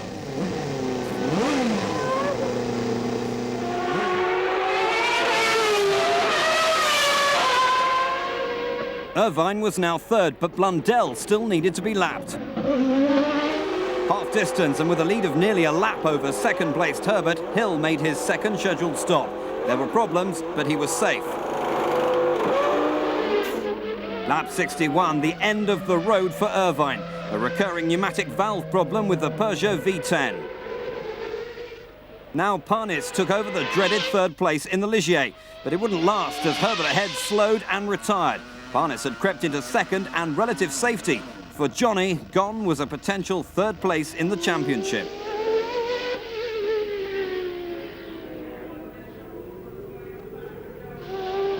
The footwork of Morbidelli was now up to third, and Tyrrell were worried about Katayama's Yamaha, and rightly so. An oil line failure signalled the end for the Japanese.